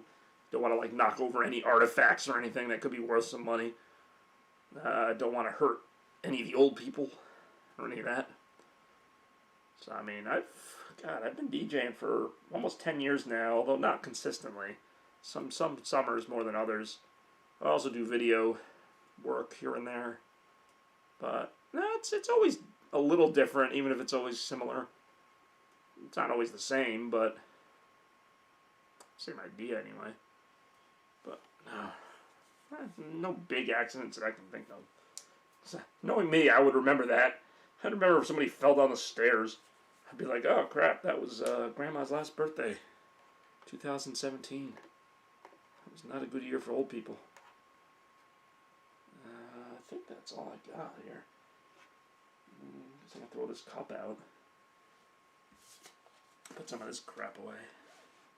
Fun stream. Yeah, no, I agree. I liked it. Wasn't sure how it was gonna go. Next month I should have a little more to talk about, even though I had a lot to talk about in this one. As the Christmas plans actually get going, I'll have a rant about that pretty soon. But yeah, I appreciate you watching, sticking around as long as you did, along with everybody else who made NetGame